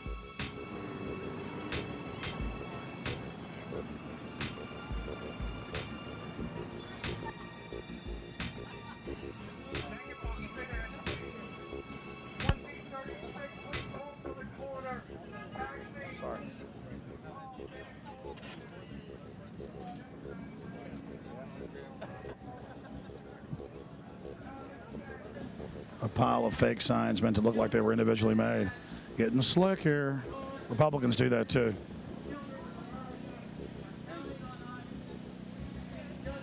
See, this is a UN operation. This is a UN operation, so look how it's all meant to look like it's individuals. Imagine what would happen if these tens of thousands of people were truly informed about the nature of the geopolitical system. Imagine if they saw the big picture and understood that the UN is controlled by the same people that run George W. Bush. But they're all here beneath the United Nations, calling for it to be the global authority, and that somehow all of the ills in our government are caused by national sovereignty. When that's not the case, my friends. The people destroying America are the very people that created the United Nations. It is nothing more than a rubber stamp, a front group of the military-industrial complex of the New World Order. Year after year, the peace activists come out in an ineffective move criticizing Republicans, but it's impossible for them to ever criticize Democrats, who are, as the cliche goes, two sides of the same coin. Democrats and liberals, progressives, socialists, communists, whatever you want to call them, can see the corruption of the Republican Party, which is there for anybody to see. It's horrible. But they can't see the corruption of the United Nations that had thousands and thousands of Indians murdered in Burma just a few years ago to make room for United Nations UNESCO land sanctuary. These guys can see the corruption of the big oil companies, but they don't want to see the document showing that the big oil companies put up the money to found the United Nations so they could control this growing world government body way back in the mid-1940s. You know, we've got the documents where Dr. Henry Kissinger back in 1973 told the most populated 5 third world nations that they had to sterilize forcibly half their women or they wouldn't get IMF and World Bank funding. And the United Nations certified that plan with the IMF and World Bank and helped carry that out. The UN's been caught being involved in sterilization programs in Latin America, in Asia, in Africa. And in the last 6 years, 2 separate cases in Asia and Africa, the UN has been caught in massive vaccine programs, tainting them with a very expensive synthetic hormone. They bind it to the tetanus pathogen, give it to women. It's a program only for women because it wouldn't hurt men, and it then permanently sterilizes the women. Now, how is that loving and good? Well, you see, the United Nations thinks that population control is a good thing, both physically with a police state, but also stopping people's reproductive rights, sterilizing them. The UN has put out dozens of public documents where they're calling for an 80% world population reduction. In fact, at the Beijing Women's Conference, the World Conference, back in 1997, the head of the UN Food Program said, "We will use food as a weapon against the people, and we do not apologize about it." And they also gave China awards for their horribly vicious one-child policy. And now you've got 35 million more men in China than you have women. It's causing a societal breakdown. Even the communist Chinese are backing off that policy, and the UN has been urging them not to. Most of these people here are well-meaning good folks, just like most of the idiots at the Republican National Convention are. They can't see evil. They can't name evil. They can't face up to what it is. The facts are a bunch of Malthusian, social Darwinist, same people that funded the Nazis, set up the UN to con good liberal-minded people into being part of this system.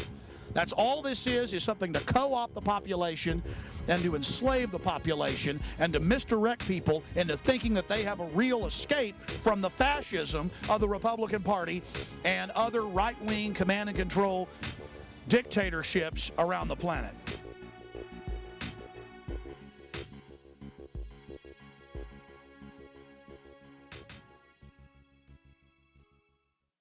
Well, President George W. Bush has won the election, and the elites got their man back in place. President Bush, of course, has been great for the elite because he's neutralized so many millions of conservatives who believe that he actually follows conservative policies, whereas in truth he's for open borders, gun control, signing on to UNESCO and the United Nations, the growth in government in his first term, double the growth rate under Bill Clinton.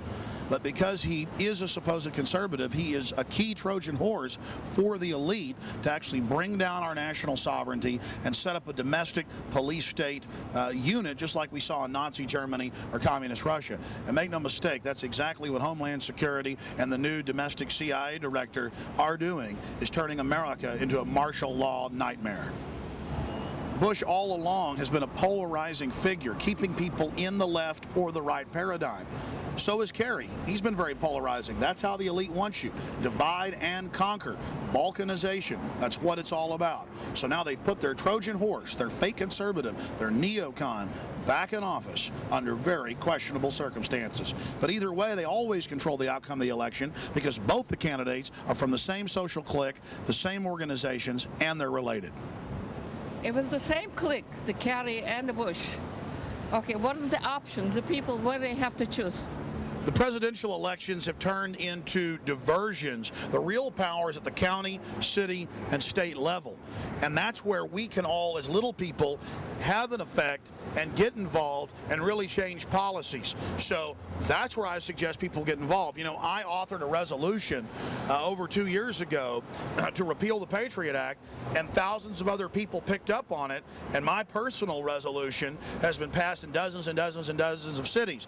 Parts of my resolution were incorporated into other resolutions and have been passed in over 400 cities and 4 states.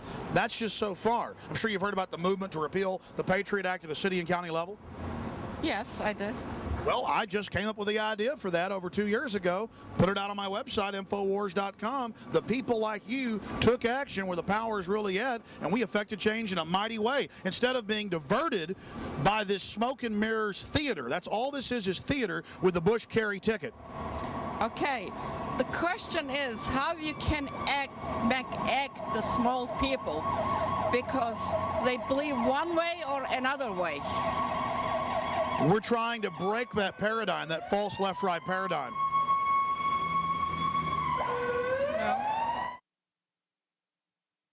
During the protest, we met some great New Yorkers who invited us out for a tour of the city by water in their speedboat. So to add some balance, I thought I'd end the film on a happier note. Ground zero, directly ahead of us, folks. Right there.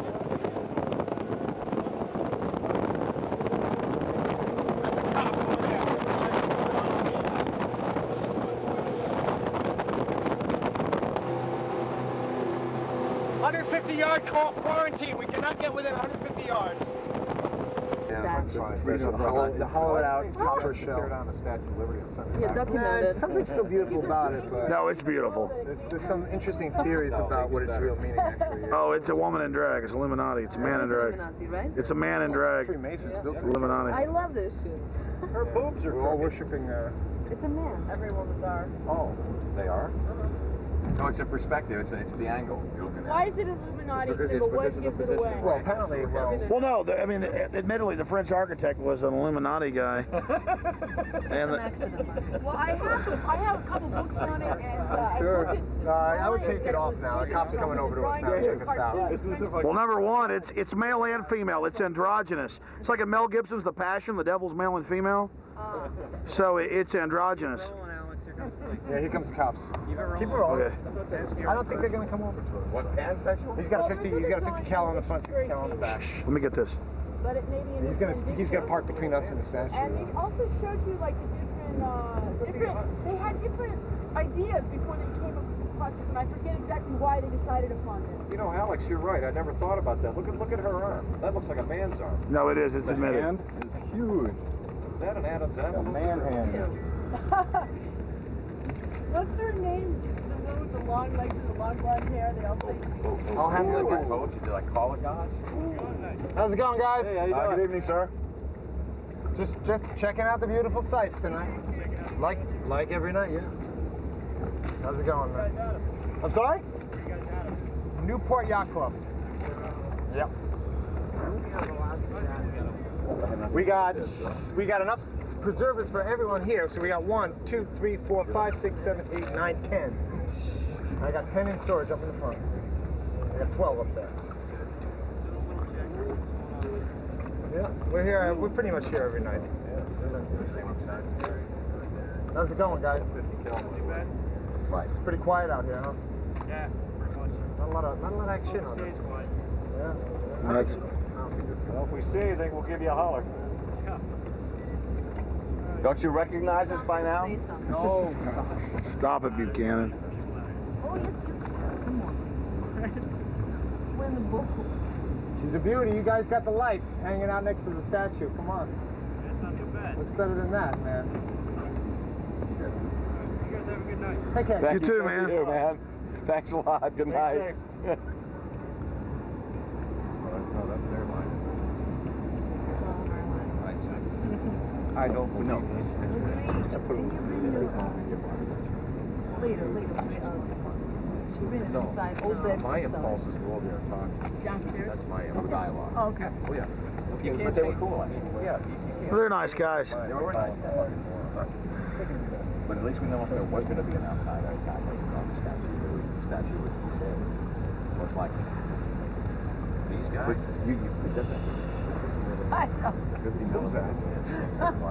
Makes me so nervous. I'm being surfaced there. Oh, see, now that's the reaction. They're counting on it. They're guarding the statue tonight. Yeah.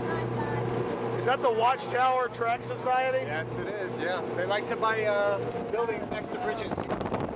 There's the Watchtower. They feel that buying bridges, That's the Jehovah's Witnesses. They feel that buying real estate next to large public works like bridges and stuff gives them energy. It's true. Really? That's what they think, yeah. That's why they own the real estate next to the Brooklyn and the Manhattan Bridge. They love buying real estate next to bridges. Don't ask me why.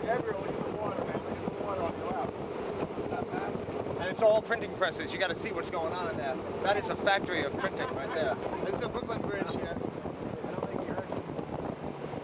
Are you live? 1886, this one finished. Washington.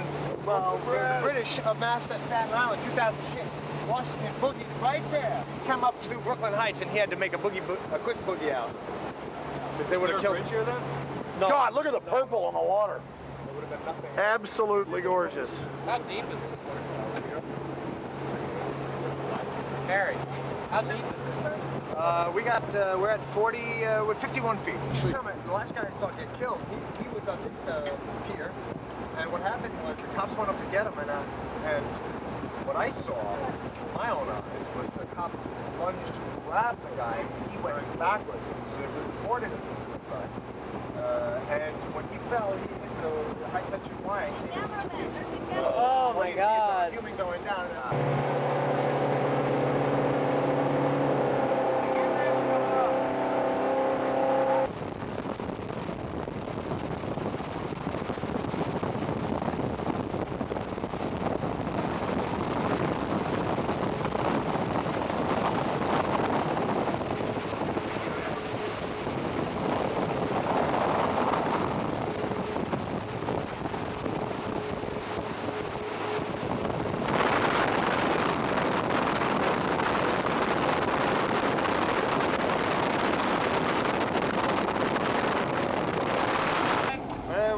Just a nice time. How are you doing tonight? How you doing? What are you doing? We're traveling around having a fun time, enjoying the convention. How are you guys doing? Okay, good. Yep. You guys drinking? Beautiful. Sorry? Okay. And we were just sitting out here. All right, do I put it on, please?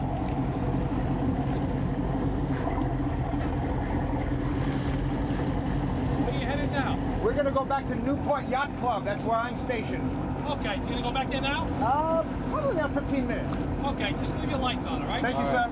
Okay, good night. Have a good night. Good night to be out, isn't it? Calm. It's calm. Nice. God bless America. I'll see you later. Again, I'm going to crack you. I didn't even think about this. That's what got him into God bless America. These guys don't like you. All in all, we had a great time in New York, despite the police state.